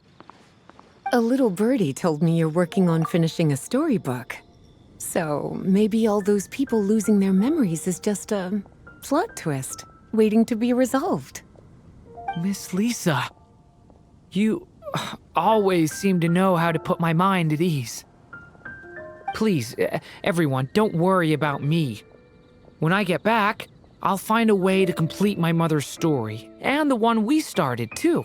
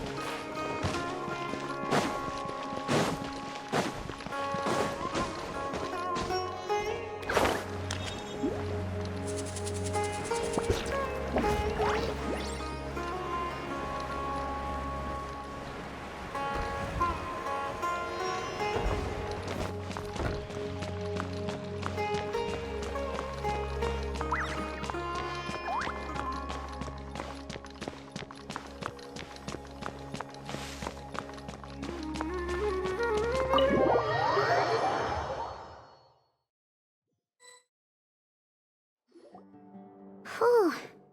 After the library hunt in Mondstadt, it's not as if Paimon was expecting this to be easy. But this... yeah... this is something else. Where do we even begin?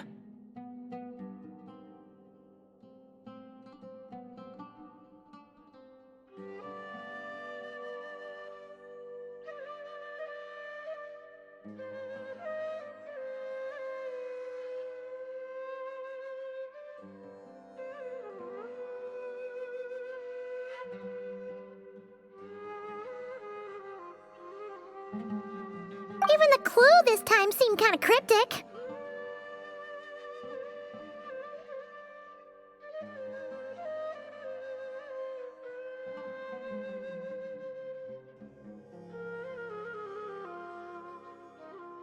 Yeah. Guess the best we can do is stay on the lookout for more weird things going on.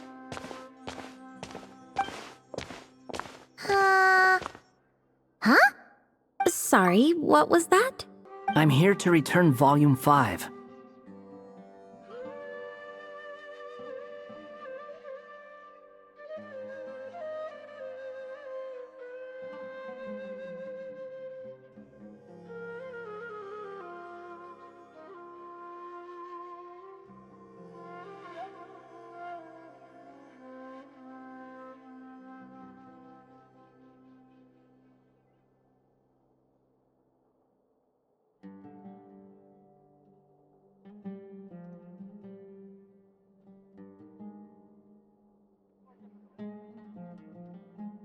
According to the catalog, Volume 5 of this series is not available for loan. I can't accept the return of a book that was never checked out in the first place. Let me put it this way. My copy is complete. Yours, on the other hand, is missing large amounts of content. So you should swap it for mine instead. Sir, you have to understand. Managing a library is a serious business, and we have protocols in place for this kind of thing. I can't just replace an important volume in our collection based on nothing more than your word.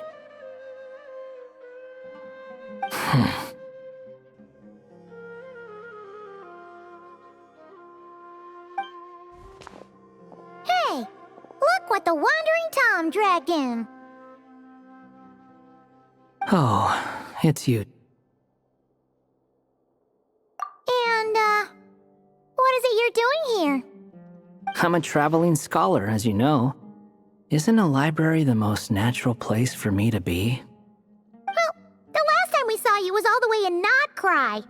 Paimon just didn't expect to suddenly see you in Sumeru, that's all. There were some things I needed to come back and take care of. Some documents had gone missing, so I tracked them down, restored them to their original condition.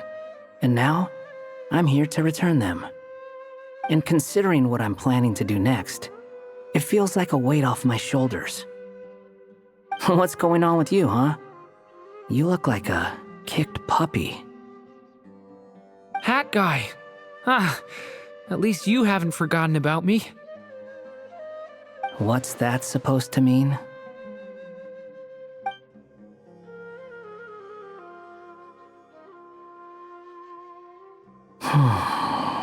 So it's been getting worse. Sounds like you know something we don't. After he left Simulanka, he spent some time traveling Sumeru with me.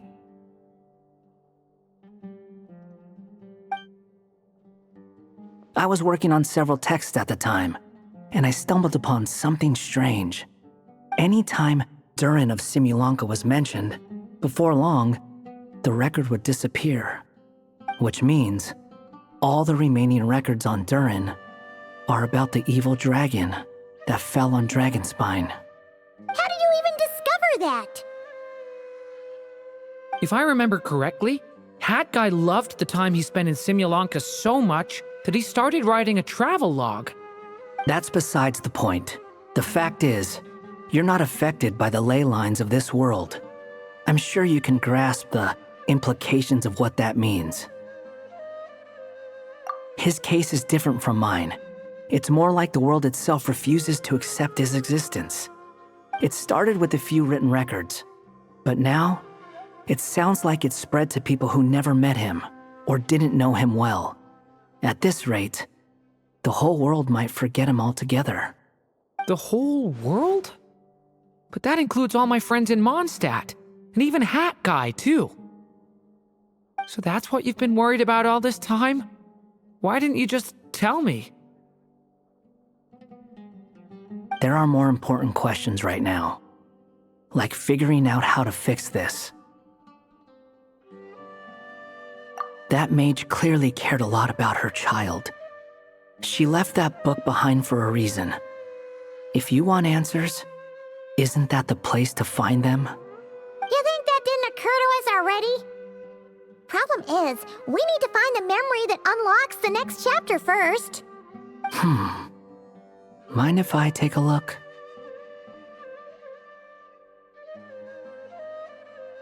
I just want to know what secrets this book is hiding. Besides, I've run into a bit of red tape, so I've got time. Of course. Be my guest.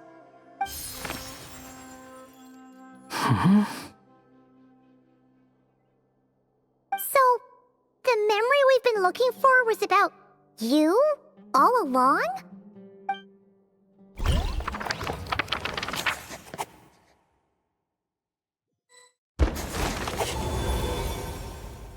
The little dragon became companions with a stray cat with dark blue fur.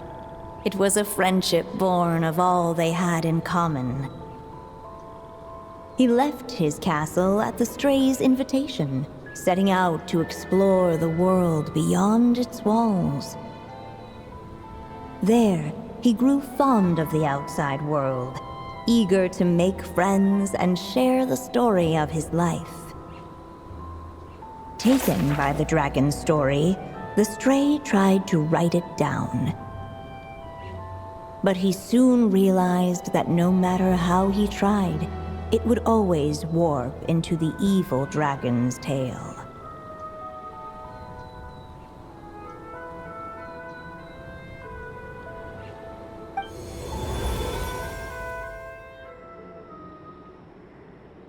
So, this is the world where this chapter takes place? Looks like we're at the top of some kind of gigantic tree. This one must be about what happened to me when I first arrived in Tevat. No wonder the memory that unlocked it was about Hat Guy. Most of my memories from that period were. Hold on. Anyone want to explain how I ended up looking like this? Maybe you've become a character in the story too. You see me as a stray cat? A wandering Tom, to be exact. You should count yourself lucky. Of all Durin's friends, your character is by far the most memorable.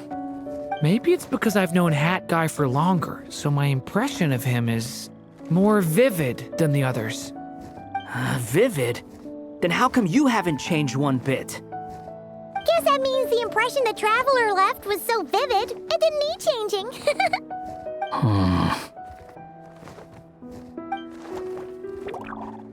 Hello, everyone! Ready for today's adventure? It's the storybook, Durin! Oh. So you're not playing yourself in this one? Does that mean the two of you have even more memorable roles to play? Where are we going today, kitty cat? Whatever. Just follow me. Same as always. Okie dokie! Can we chat along the way? If you have something to say, just say it. Was that seriously how the two of you communicated when you first got here? Yep. Anyway, how do we get ourselves out of here? Usually, the narrator gives hints to help us figure out what to do. Speaking of which, about time we got some of those, don't you think? The story's vines had woven themselves together into a giant tree, the boughs of which a little storyless dragon now paced, homeless among its leaves. He had to find a way to leave this place and set off in search of a home of his own. If he stayed, the world would erase him from its memory altogether. To leave this place? But where am I supposed to go? The little dragon felt completely lost. Just like the vines, the road ahead branched off into different directions, twisting and turning before disappearing into the mist. But as luck would have it, a prophetess waited up ahead. Perhaps she might know where each path might take him.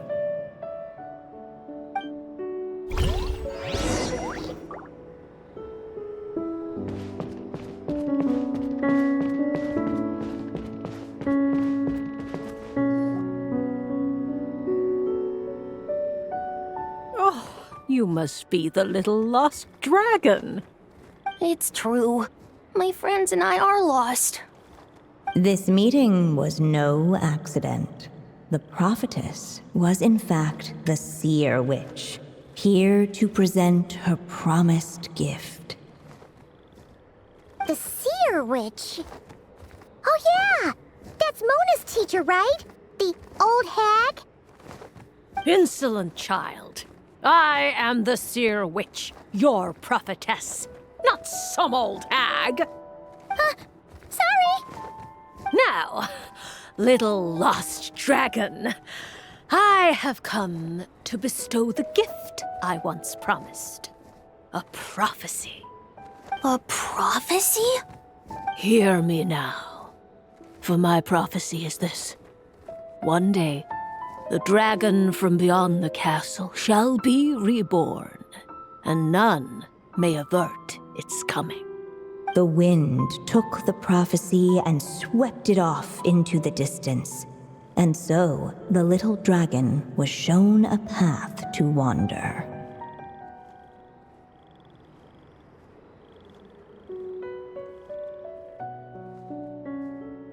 As far as I remember, once that alchemist from Mondstadt learned about the prophecy, He chose to stand with you against the evil dragon. So, what does any of this have to do with you being forgotten? Oh, wise witch of prophecy. Could we trouble you with another question? As enigmatic as she was elegant, the seer witch spoke no more, for her thoughts had long since returned to the starry firmament above. Just when we actually needed her. The seer witch was my mother's friend, so the prophecy she just gave should turn out to be helpful. Well, it's not like we've got better options. But, if all we need to do is leave this place, which path should we take?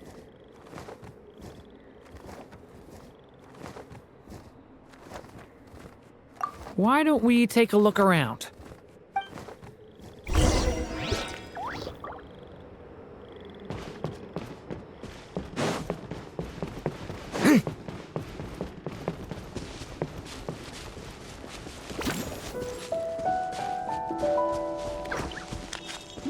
The wind kept blowing, but the little dragon had not yet resolved to follow it. Before him lay a foggy path, and where it might lead he could not tell.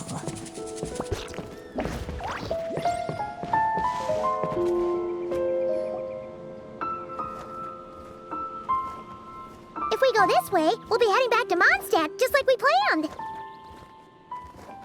Out of all the options so far, this seems like the safest, right? At least we know what happens next. He helped stop the evil dragon from returning, gets a new body, makes a whole bunch of friends, who all just forget about him. But you didn't forget, Hat Guy. I'm just saying, choosing this path wouldn't solve the main problem. You'd still end up being forgotten. Huh.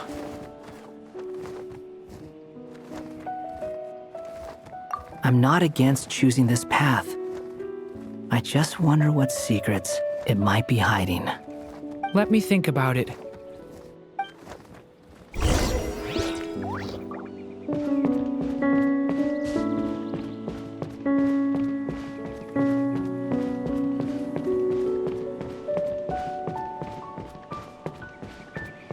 I still think you should keep going, little dragon.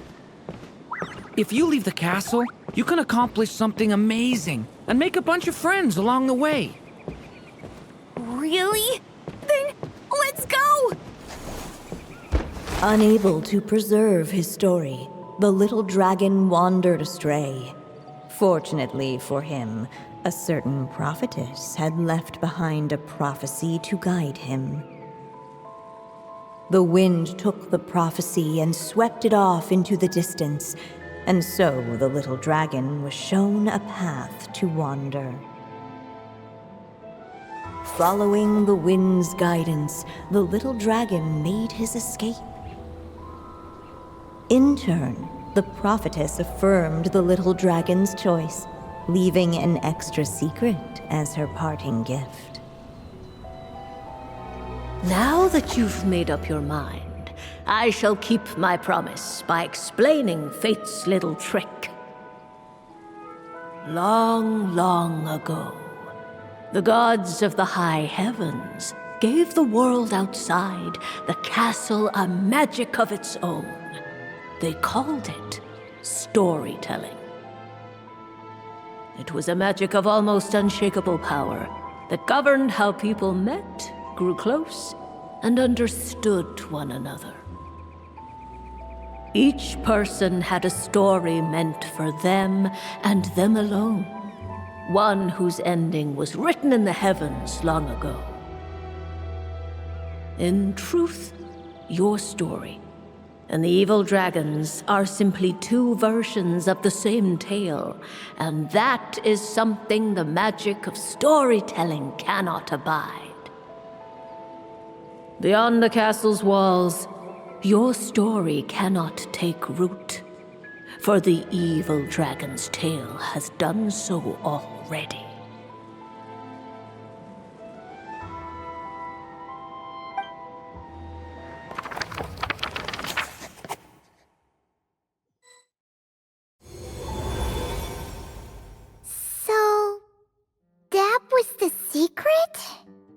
Huh. You still don't get it? Simulanka Durin and Tevat Durin share a special kind of connection. Their fates are mirror images of one another. While they were in two separate worlds, there may have been some mutual influence, but their fates were independent. But when Simulanka Durin came to Tevat, a version of his fate already existed there. So, how can two fates exist at the same time? The answer is, they can't. The rules of this world don't allow it. You can't return a book you never checked out in the first place. So, what's Durin supposed to do? Those mages seem to have come up with quite the ingenious solution.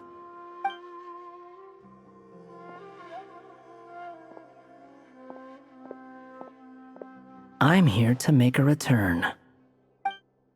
As I said, there's no record of Volume 5 of this series ever being checked out. Then just think of this as Volume 6. Based on what I know, the author was planning on publishing another volume anyway. The catalog does have a slot reserved for Volume 6. So, this is it? Sure, let's go with that. All you need to know is, I'll be the one writing this series from now on. You... What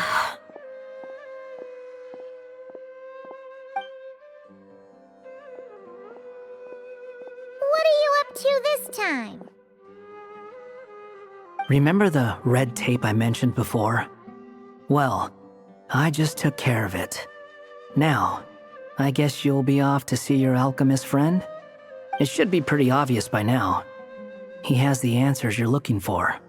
Well, we do have a whole bunch of things to confirm with Albedo, that's for sure. But didn't Jean say he'd be gone for quite a while? I'll join you. Just let me know when it's time to go. Hat guy? Don't sound so surprised. I'm part of this story too, aren't I? I'm just playing my role. Well, yeah. But it's not that. I just feel like you want to help, but something's holding you back. When I first realized you were being forgotten by the world, I thought it might be because you spent too much time with me. I even thought cutting our ties might be the only way to fix it. Why would you think that?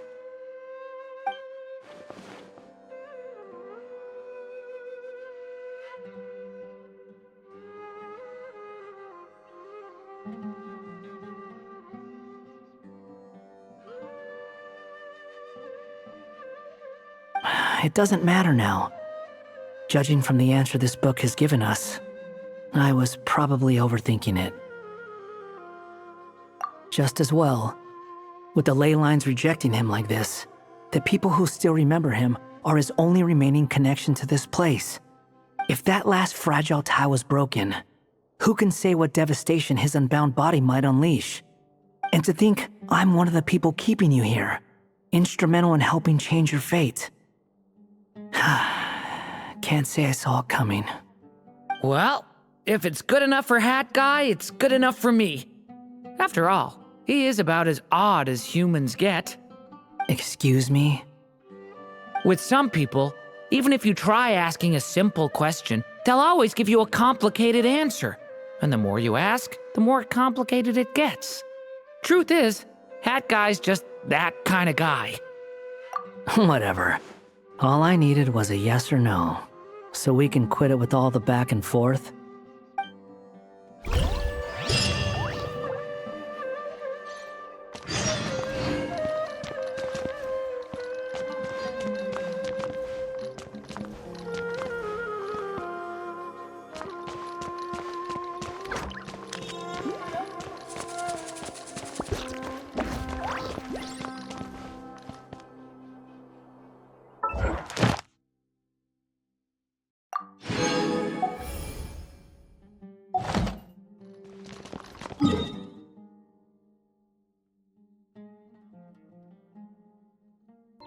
Hey! A letter from the Knights of Favonius! Sounds like Albedo's back and he's waiting for us on Dragonspine. No time to waste! Let's get going!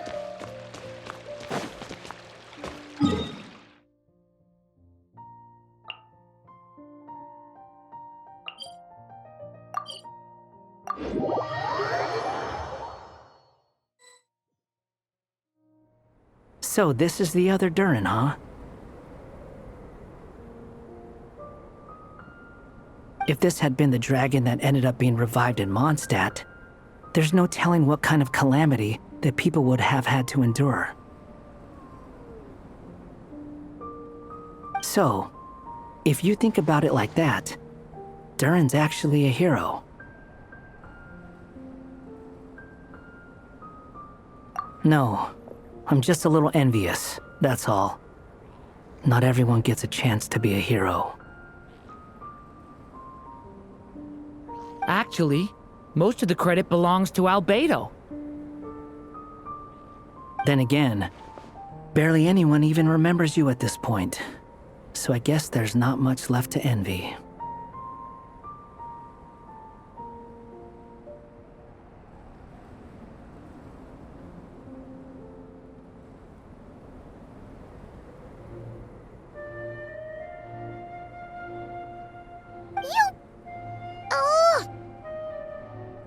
Ah, so you three still remember Durin.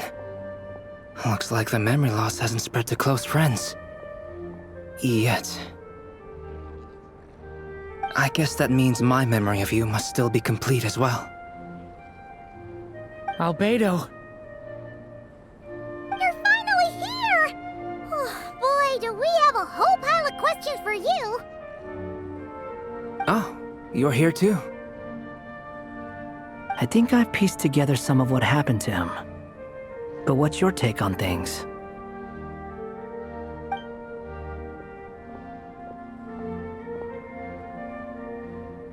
Master Jean filled me in on what happened, and I've got a few theories.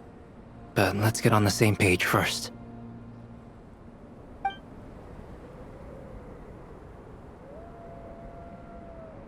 Well, physically, he's doing fine. His body is holding the abyssal power at bay, and there's nothing whatsoever to indicate any risk of collapse. So, from an alchemy point of view, there's nothing wrong with him? The issue isn't so much that the abyssal power within him has gotten out of control. It's that the connection between his will and body is fading.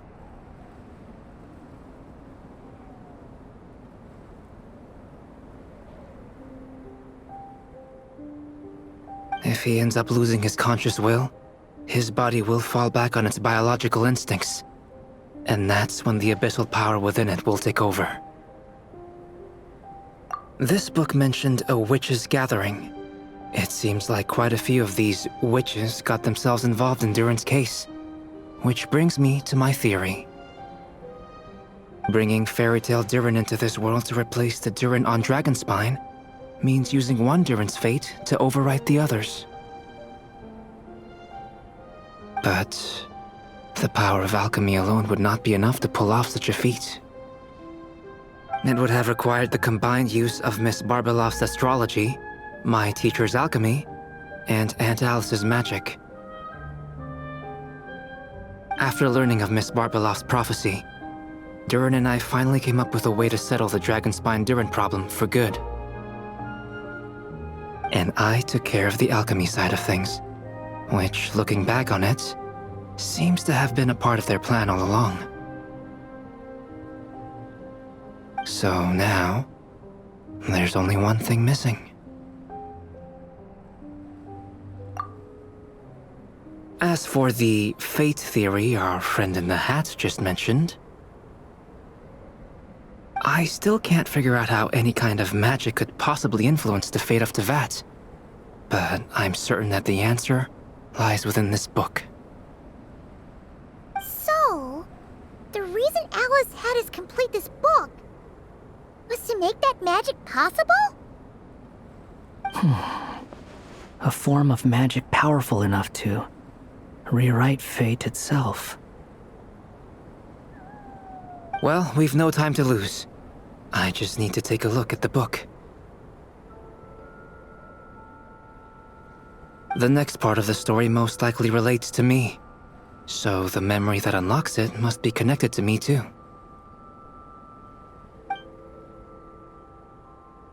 Huh?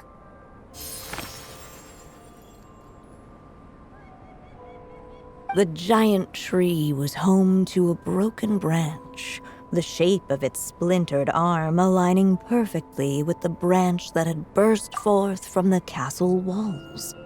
Join yourself to that broken bough, for there you may take root at last, and henceforth bask in the sun and rain of the world beyond the castle. But first, fetch the stickiest clay and let it bind the scar of the break. I see.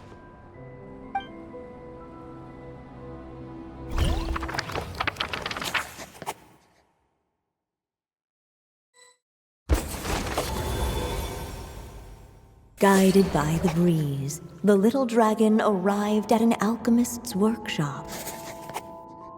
There he was greeted by a clay figure, a child molded by the sage witch's hands. Though gentle in appearance, he had inherited his mother's cold, sharp wisdom. And he was determined to avert the calamity the evil dragon would bring. And so was his helper, none other than the little dragon himself.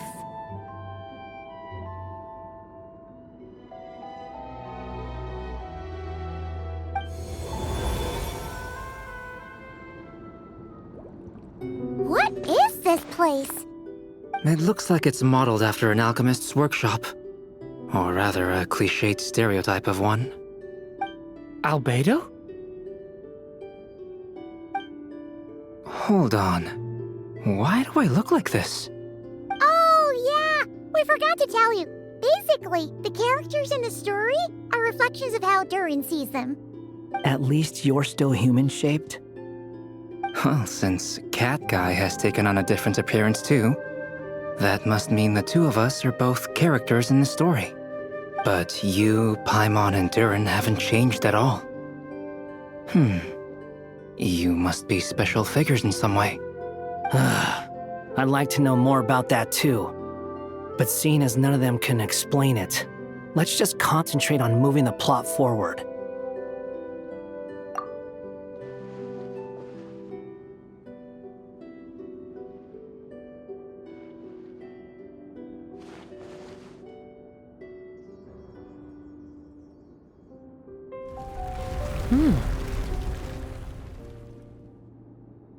And just like that, the group stumbled upon a hidden passageway. Intricately crafted, it seemed to lead them towards another exciting chapter of the tale. Come on! What are we waiting for? Next chapter, here we come! Ouch!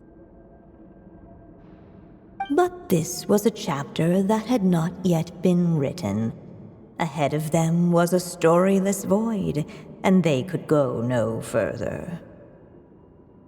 What? Then what's the point of having a path here? Sounds like a pretty bad habit for a writer.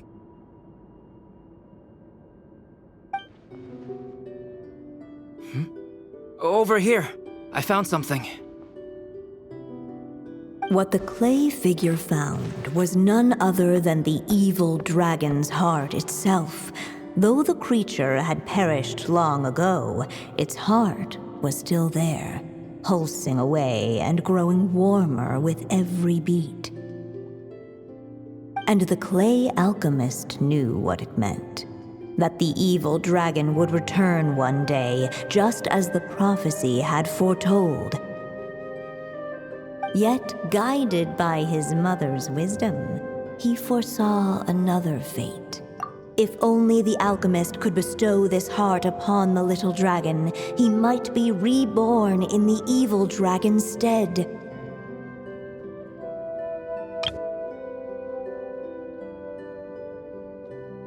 Only then would the evil dragon's heart grow still, and the little one inherit its tale.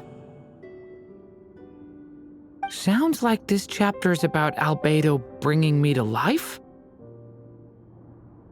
If that really was the solution, though, this would have been over the minute I finished the transmutation.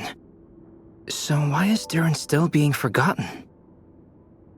There has to be some other reason.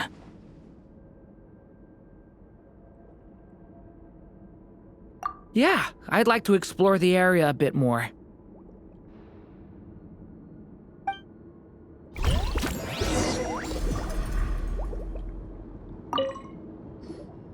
Do you think we could just destroy it?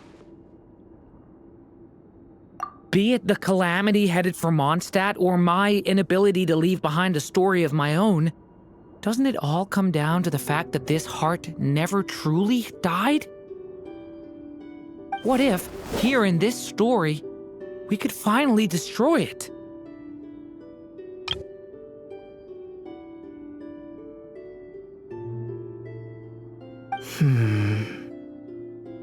Could Aunt Alice's magic really allow us to do what's theoretically meant to be impossible?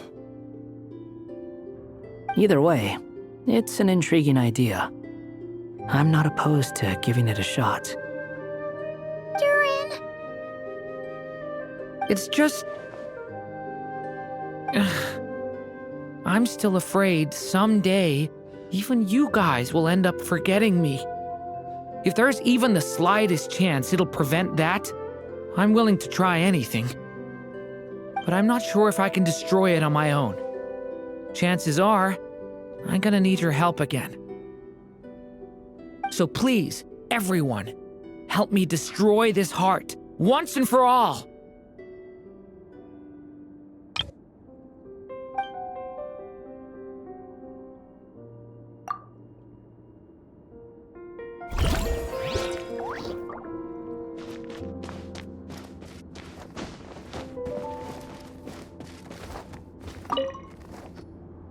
There you are. Oh, hello there. Hey, it's Mini Durin again! What are you doing holed up in here? I was worried I'd scare everyone off, so I've been hiding out here all this time. You must be really nervous, huh? I guess I am a little nervous, but I'm also excited. I'm gonna get to stop the evil dragon and even become a human. It's all thanks to that clay man. He's the one who talked me into it. And once I'm a human, I'll be able to make loads of friends and do tons of important things. You'll make lots of friends, that's for sure. And go on many unforgettable adventures. I'm so glad to hear it. The only thing is, the clay man said becoming human isn't gonna be easy. So I'm feeling a little anxious too. He's right about that. Even if you manage to become a human, there will always be tougher challenges on the road ahead. Really? But even so, your friends will be there to help you. Oh? Then I'm not afraid. Funny, isn't it?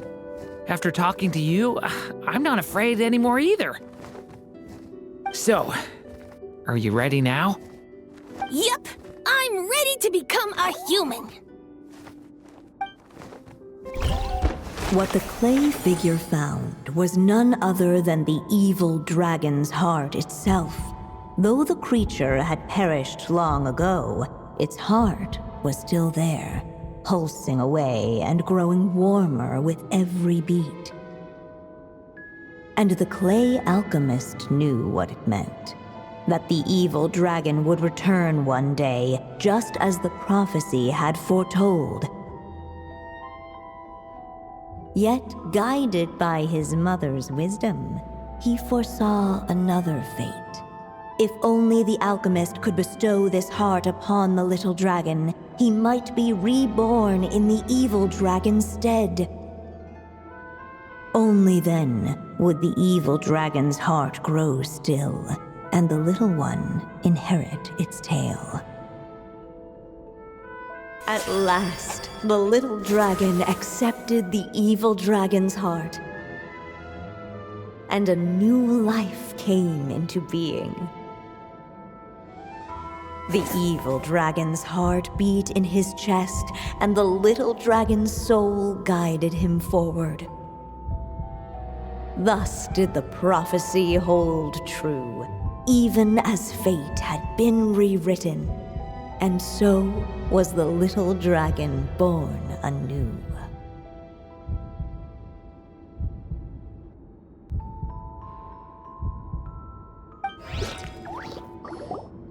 Finally! A happy ending! That must be the last step, right? Woohoo! We completed the story!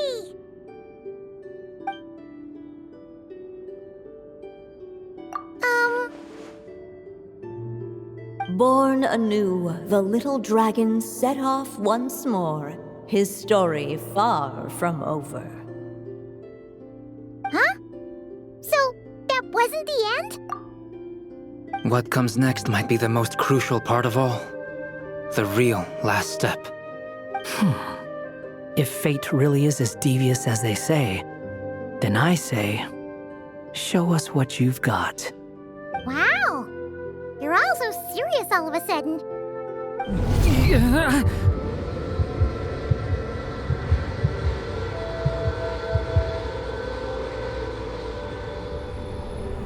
Durin, are you alright? The evil dragon's heart was now one with the little dragon, yet the dark power within it still lingered. Would the little dragon dare to hold this power back, or would he simply give in? Hey! What kind of question is that? Of course he's gonna control it! What choice does he have? Time is running out. So, will the little dragon dare to hold this power back? Or will he simply give in? What's up with the narrator?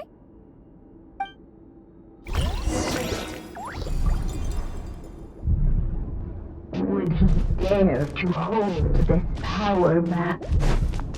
Or would he simply give? The little dragon and his companions blank. Blank again. Huh? What's going on? Are we running out of ink? Once the ink runs out, is that the end of the story? I had a feeling this would happen. What's happening to the others? Now that the story's ink was spent, all that lay ahead were blank pages.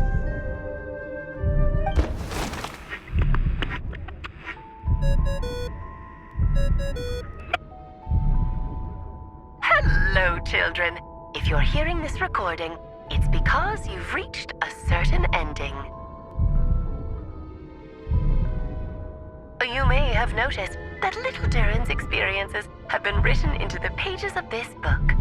Well, you should know that in the same way, its ending will also be written onto him. So be careful, because triggering a bad ending could be somewhat problematic. Let me guess, you're upset that I didn't warn you earlier? Don't worry though, I've thought it all through. I built a very special feature into this book, just for you, the witnesses of this tale. So, go ahead, see if you can turn back the pages. If you're not happy with the ending you've reached, just flip back a few pages and let the tale unfold once more. Pretty incredible, huh? That's the power of magic.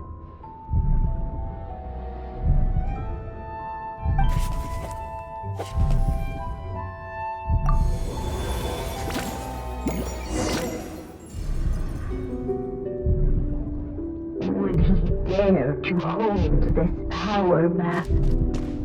Or would he simply give in?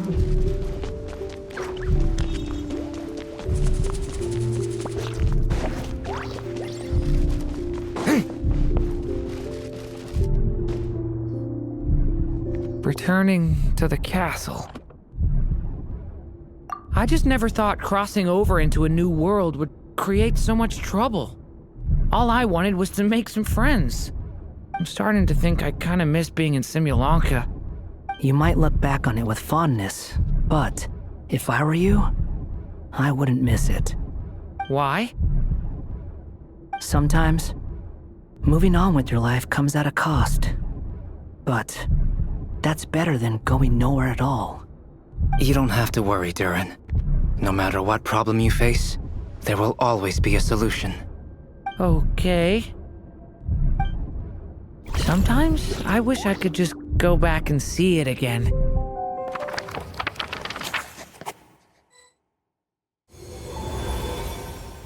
As the little dragon slipped back inside the castle's walls, the clamor of the outside world fell away. There was no danger here, no problems for the little dragon to resolve. As soon as his mother finished her story, it was time for the child to drift off into the world of dreams.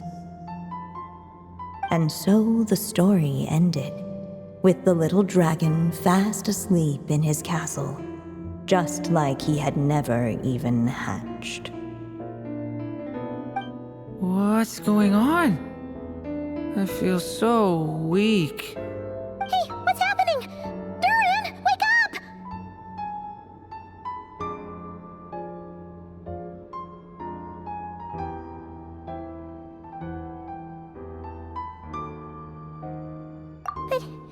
But this can't be how it ends.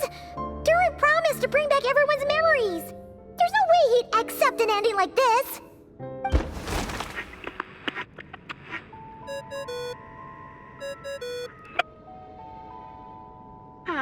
Looks like you've discovered another possible ending. Do not lose hope. You just need to keep searching, for there are possibilities that only you can bring to life.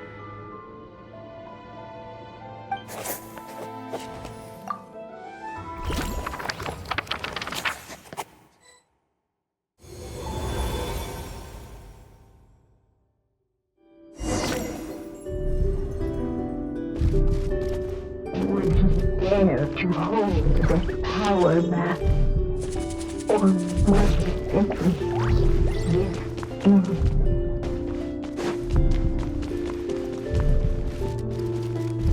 Ahead of them was a storyless void, and they could go no further.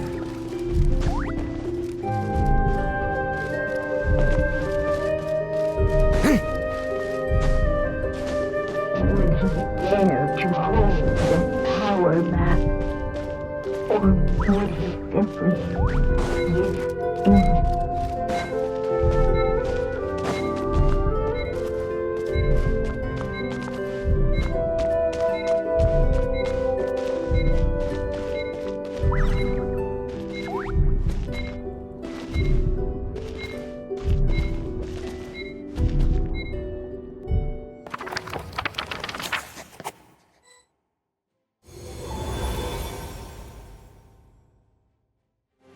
The little dragon was at an impasse, and the dark power within him surged like a tide. Unchecked, the darkness engulfed everything around it, including the little dragon's soul. The little dragon's story faded into nothingness, and in the world beyond the castle, only the evil dragon's tale endured. Is this me? And so the story ended, with the little dragon fading from sight, leaving nothing but the evil dragon's shadow in his place. Oh no! That means Durin... What do we do now?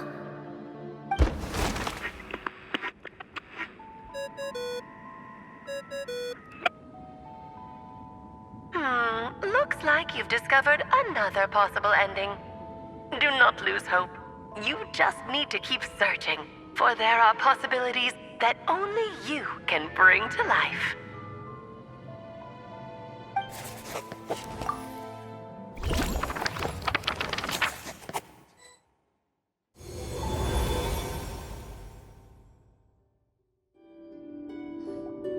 What's going on here? Why isn't the story letting Durin just suppress the abyssal power? It keeps getting stuck.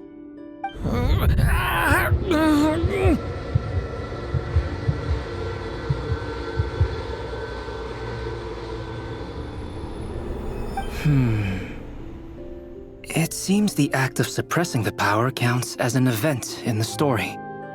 In other words, we would need ink to write it in. So, what now? Did we use too much earlier? How are we supposed to write a happy ending with only this much left?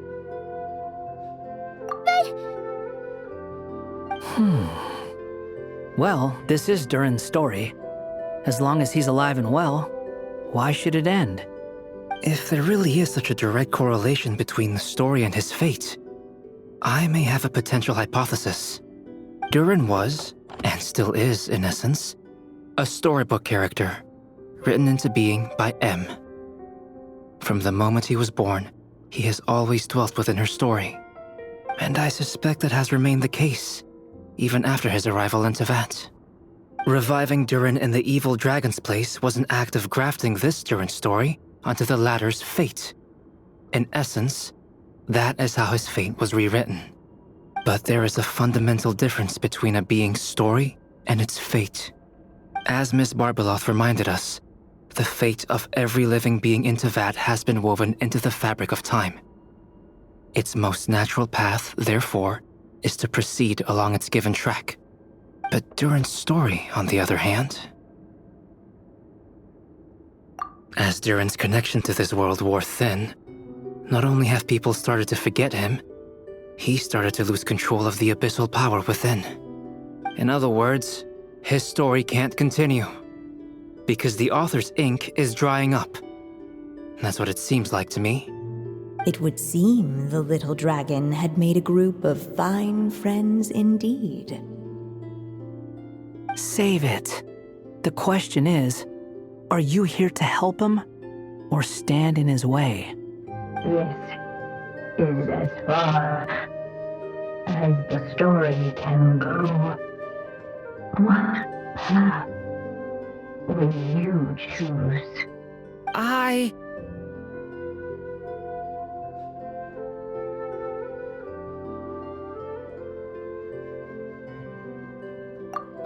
suppose the final decision is up to me.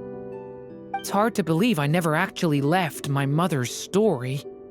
If that's true, I'd like to go there and see for myself.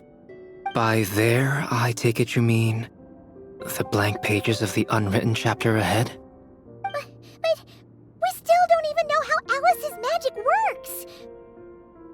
If Durin belongs inside the story, then going outside of it to some unwritten part, isn't it too risky? I'm not afraid. I second that. It would seem this is one answer you need to go seize for yourself. So be it. Whatever obstacles stand in your way, we'll tear them down together.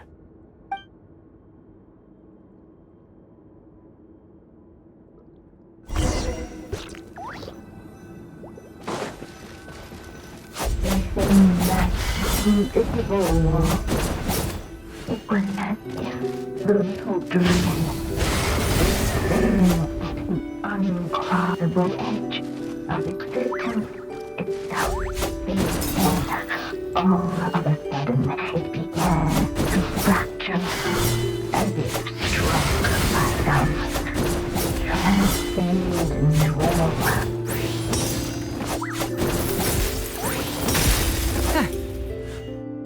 Gotta keep going.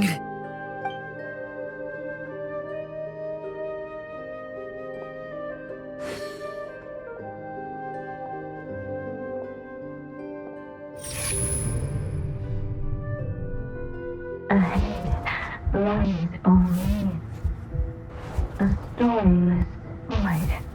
My consciousness is slipping away. Keep going, Durin. A pure soul is your essence, not an empty void. I feel so weak.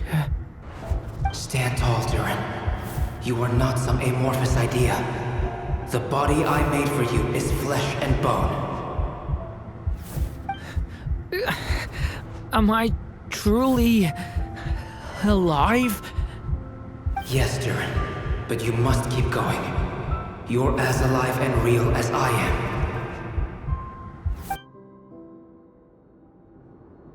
I can't feel a connection. You're not alone in this world, Durin. At the very least, you have me.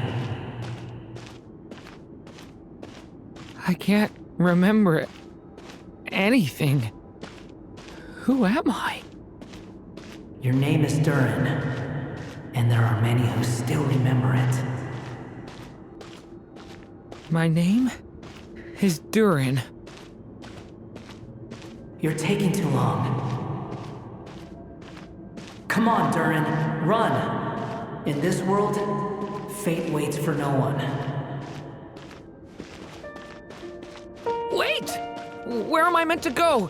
What am I supposed to do? Go. Make your wish come true, Durin. My wish?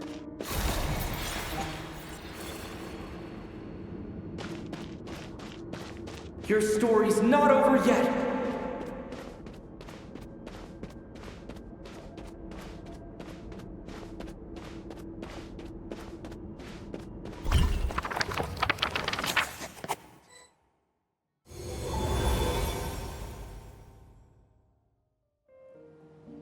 Silence, huh? Have you nothing to say about my proposal? Let me get this straight. You want to graft your story onto this unfinished thread of fate, and in doing so, not only rewrite that fate, but allow the story to live on. Quite the brilliant idea. Still, the story's survival depends entirely on whether the author keeps writing. Exactly. And the moment foretold by the prophecy is still centuries away. I see. I thought my own ignorance might be the problem. That I'd asked more of the noble science of alchemy than it could ever deliver. Or that I had failed to discern the heavenly signs and grasp the secret truth underlying the prophecy. Little did I imagine that time itself would prove to be the greatest hurdle of all. Well, my friend, this has been a most intriguing experiment. And from an academic perspective, at least, I don't think it was a bad proposal. Someday, the prophecy will come to pass.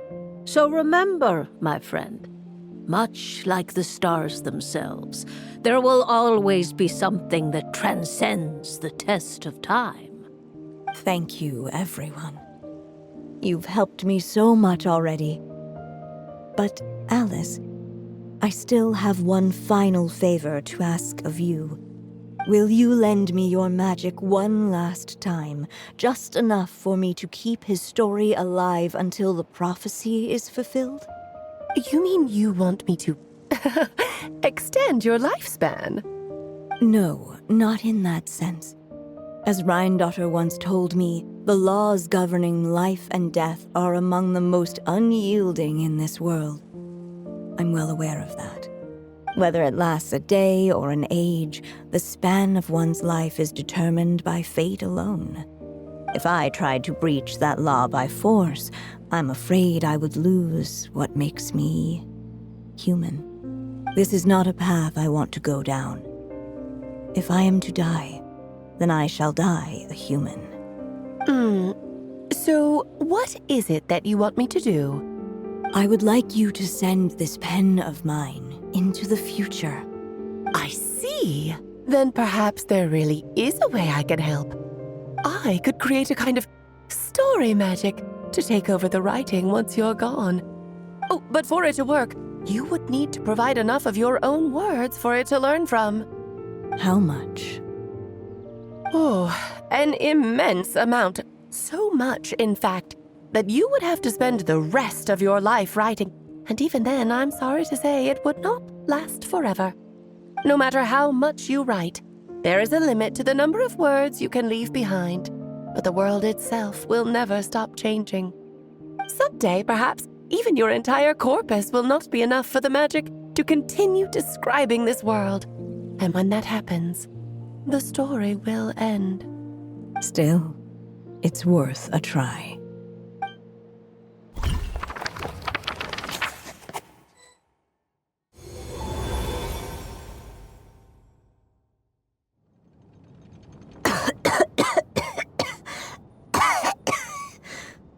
Oh, my dear Anya. Even after all this time, you're still... Look at you. You should be enjoying your old age in peace and quiet, especially now that things are finally returning to normal after that terrible calamity. Once he leaves Simulanka, things will only get more complicated. If his story is to continue, there needs to be more material for the magic to draw upon. I'll just have to skip over some of the less important details. Anya, why do you insist on sending him out of the storybook world? Why must he face his fate in Teyvat? Why not just let him remain within the story? With my magic, even fate's curse could be undone and he could live happily ever after. I suppose. In fairy tales, all it takes is a heartfelt wish. And even a wooden puppet can turn himself into a real boy and live happily ever after. That's just how fairy tales end, isn't it?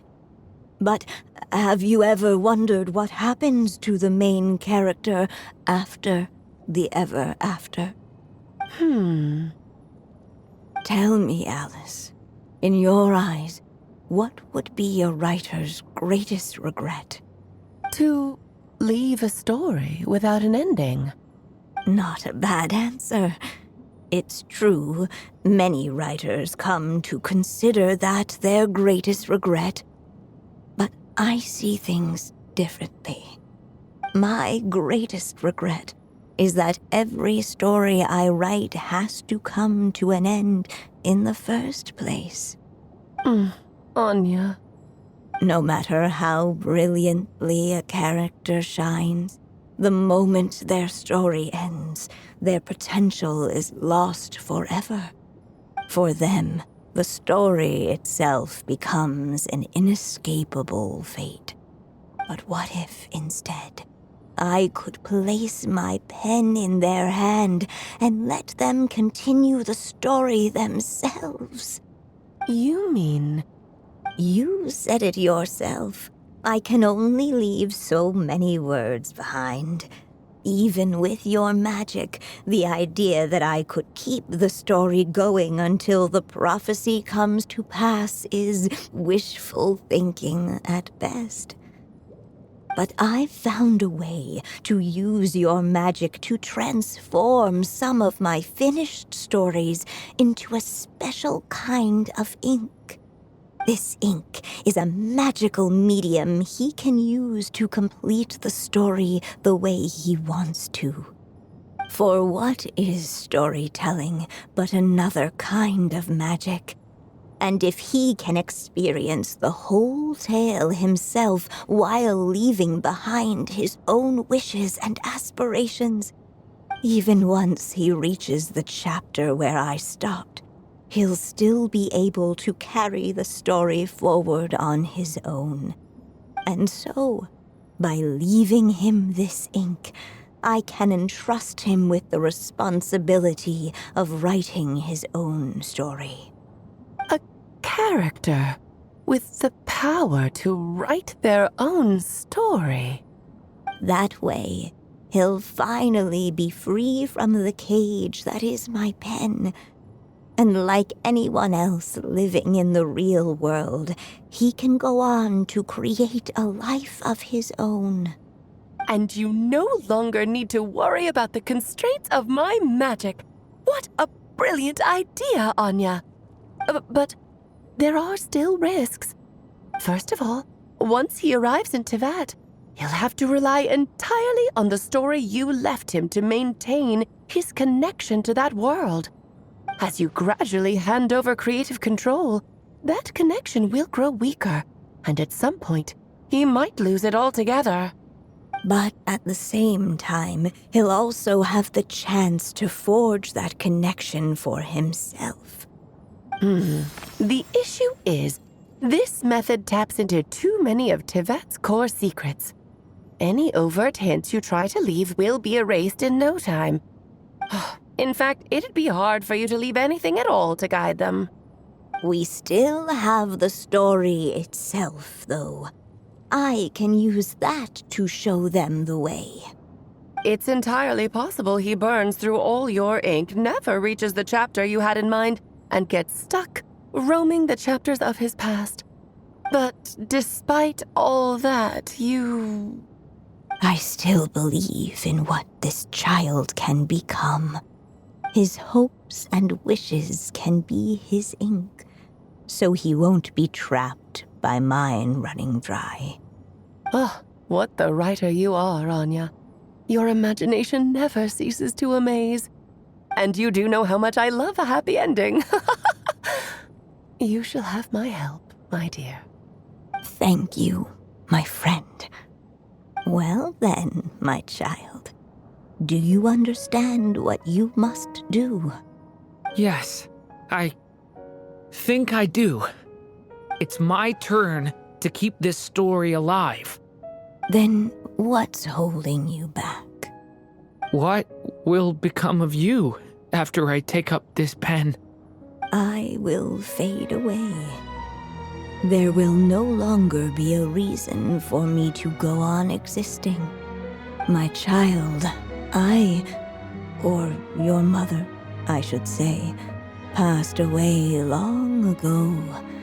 The voice you're hearing is nothing but a magical echo that has now fulfilled its purpose. You needn't feel so reluctant to let me go. I know my mother died long ago.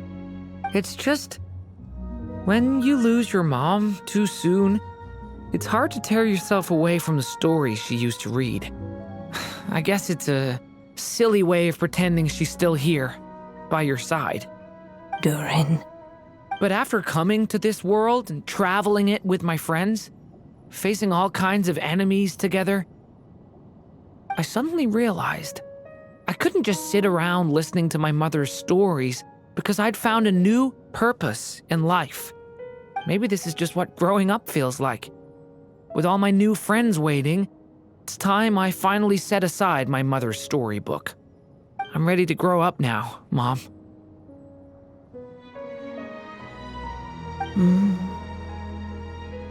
Then take this.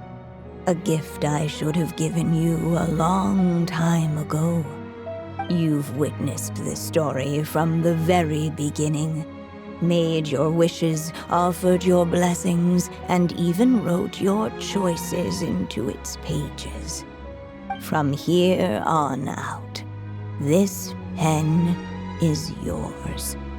Now I ask of you, the other pillar of this story, as both its reader and its witness, will you turn the page so the next chapter can begin?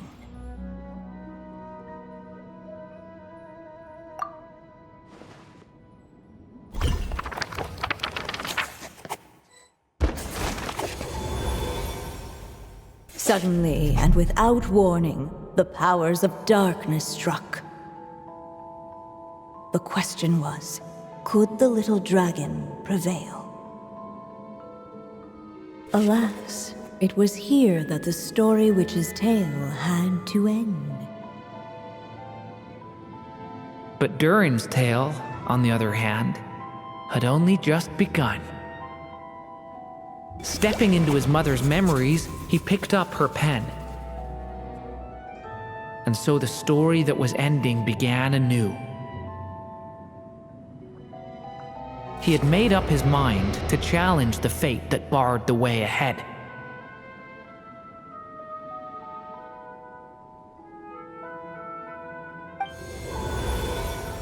Looks like this is the final step.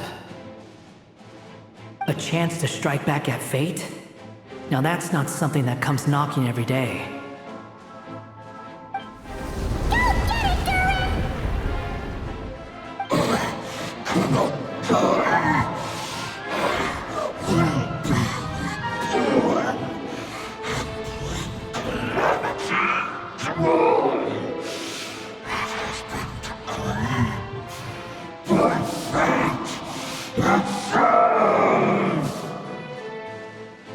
No, that fate no longer defines me.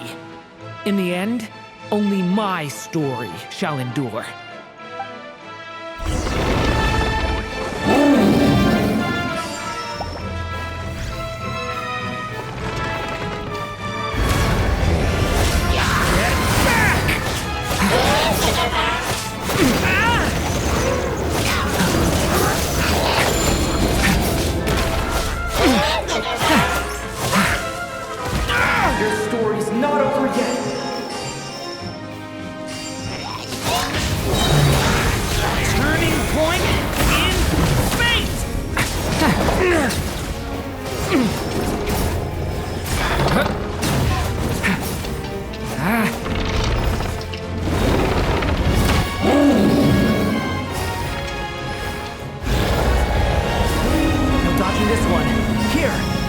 Lift you up.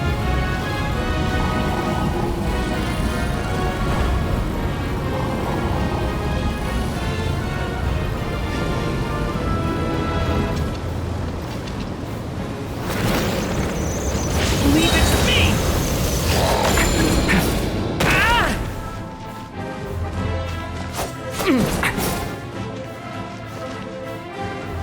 The story has only just begun! Only my story shall endure.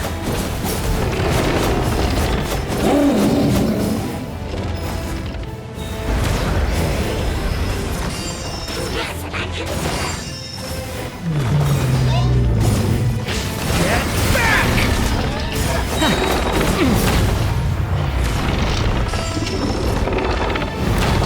The abyss is burning shadow!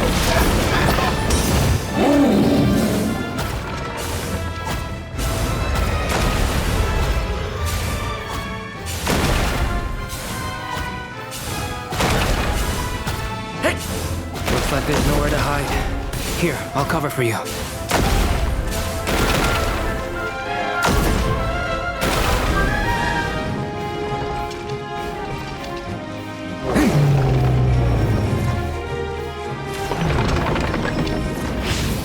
This time, the light prevails.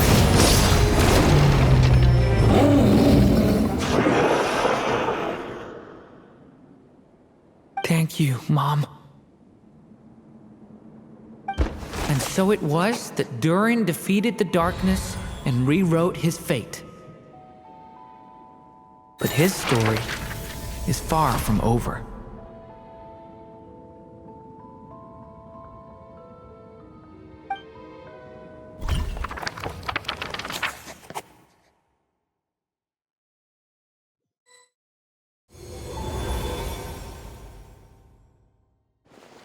Is everyone okay? We're fine, thanks. And hey, we all saw how you fought back there. That was awesome! I have to admit, I do feel like something in me has changed. I owe you all so much. Without your help, I don't know if I could have ever made it this far. Just a shame I could only help out from the sidelines. Like I said before, it's not every day that you get to put fate in its place. Well, I'm sure you'll hear it someday. Hear what? The chance to strike back at fate knocking at your door. Yeah, maybe someday. Allow me to just check one thing.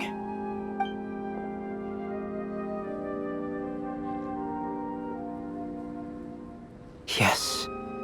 The abyssal power within you has stabilized again. And those strange symptoms you were experiencing seem to have completely disappeared. Oh, thank goodness! I wonder what it means, though.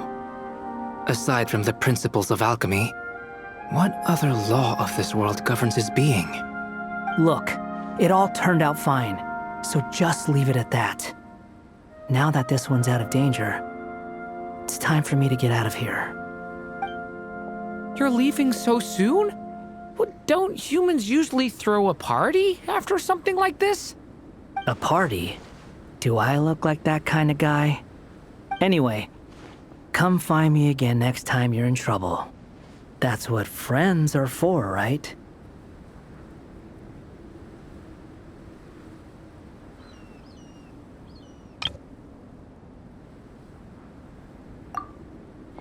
In a way, though, he is right. This is Durin's moment to celebrate, not the time for academic discussions. Hey, I don't blame you for asking. And honestly, I'd be perfectly happy to talk about it. It's just, I wouldn't even know where to start. It's all right. I'm sure we'll get a chance at some point. After all, your story's only just begun. All right then. Traveler and Paimon, we'll part ways here. Given the extraordinary nature of the things we witnessed today, I need to make sure it's all recorded properly. Okay, see ya! So, it's party time next? Huh?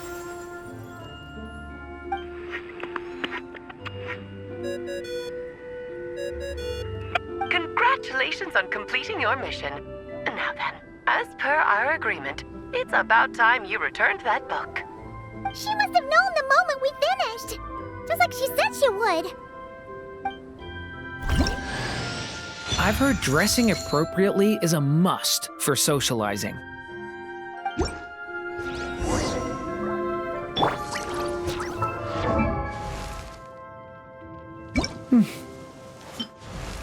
I've heard dressing appropriately is a must for socializing.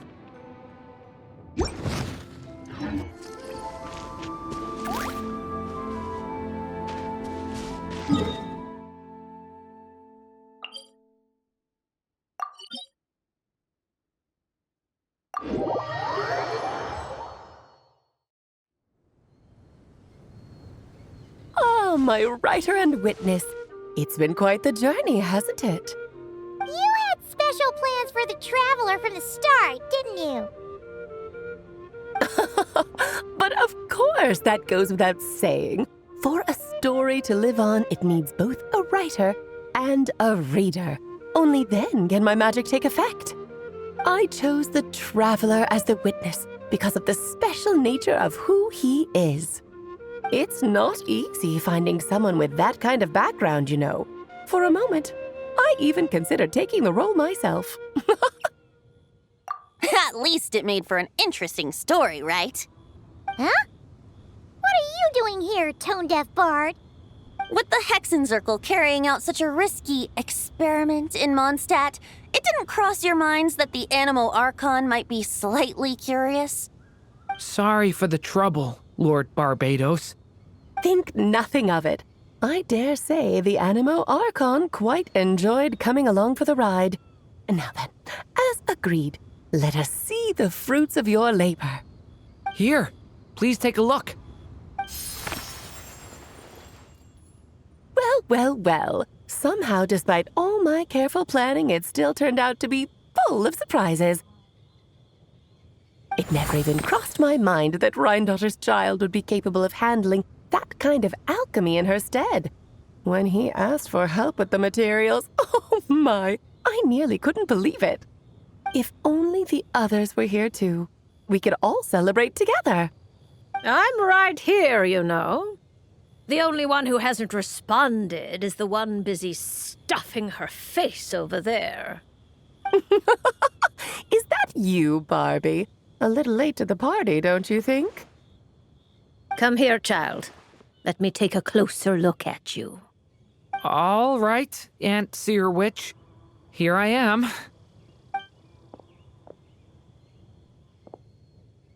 Just as I thought. This child's fate does not appear among the stars. Anya has accomplished what almost no one before her could. What does that mean? Child, all you need to know is that you're very lucky indeed. Oh.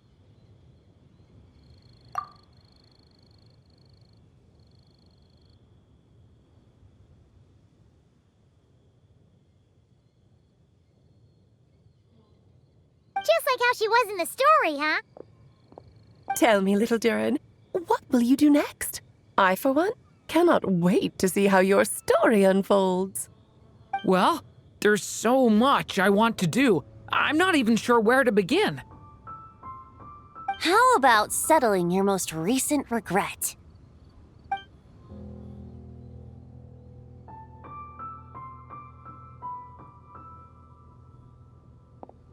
Not so fast, Tone-Deaf Bard!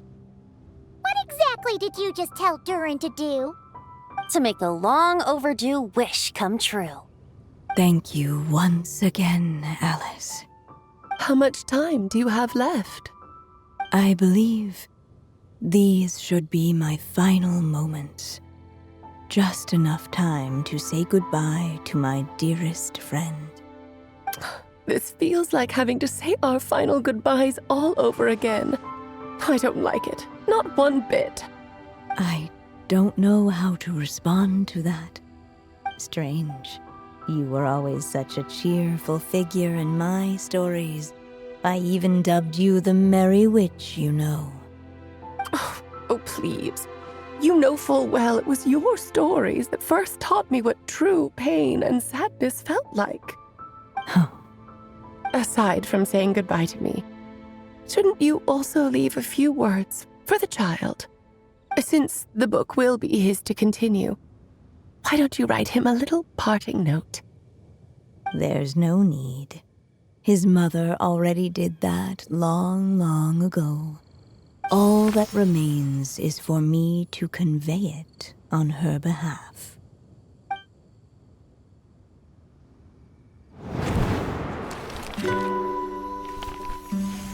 My child, these may be the last words I get to leave you. I've always thought of the characters in my stories as my children, loving each one of them, just like a mother would.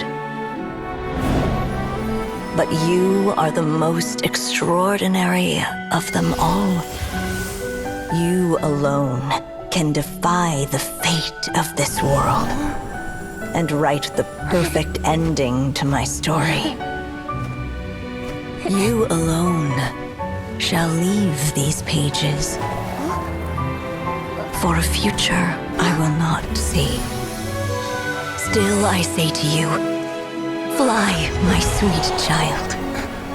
Just like a forest breeze yearns for the open sky, head into the unknown and seek an adventure to call your own. If you meet a dragon bright as 1,000 jewels, dance through the air together. You are not alone, for this world has accepted your place in it. Do not lose heart. You still have many wishes left to fulfill.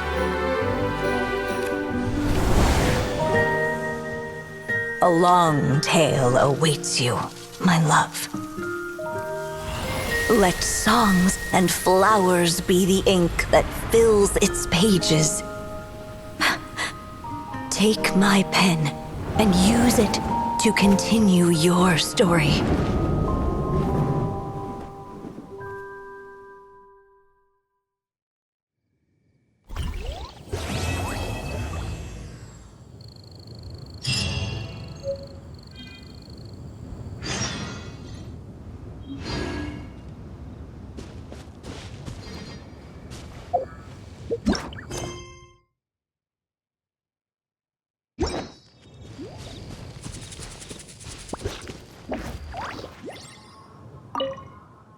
There you go! Your very own copy of the book.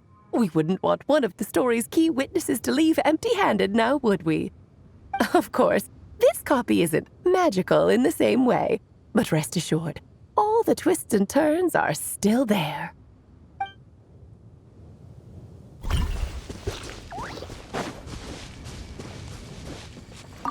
And so they flew together, Durin and Dvalin, over the skies of Mondstadt. Who'd have thought such words could ever have described a happy ending, huh?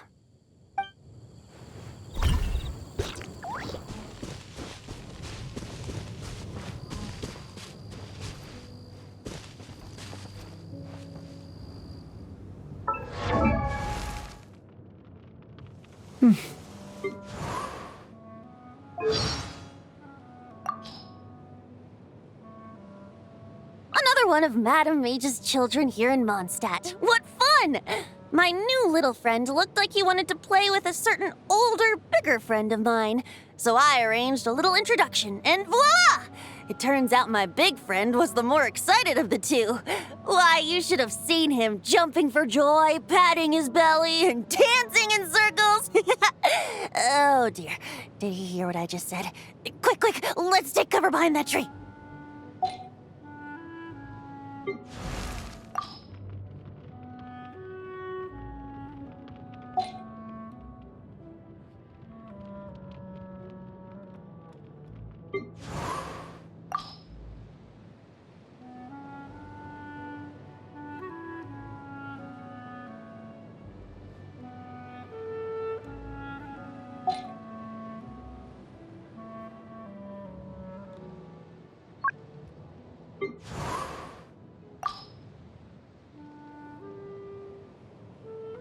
When he first came out of that book, he had such a long list of questions. I never imagined becoming human would make him even more curious. His letters are so long, and his handwriting is so crooked. I can barely make it out.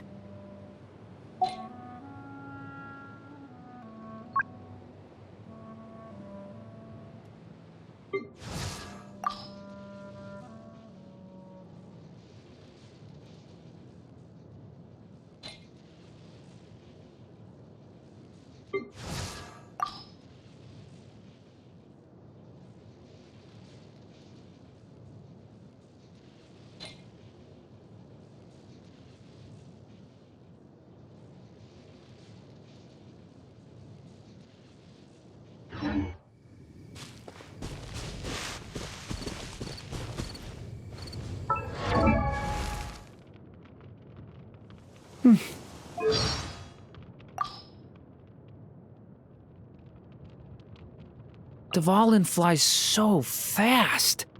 Is it because his wings are bigger than mine? Sometimes I think if I still had my dragon form, the toy block one from Simulanka, I mean, I could give him a run for his money.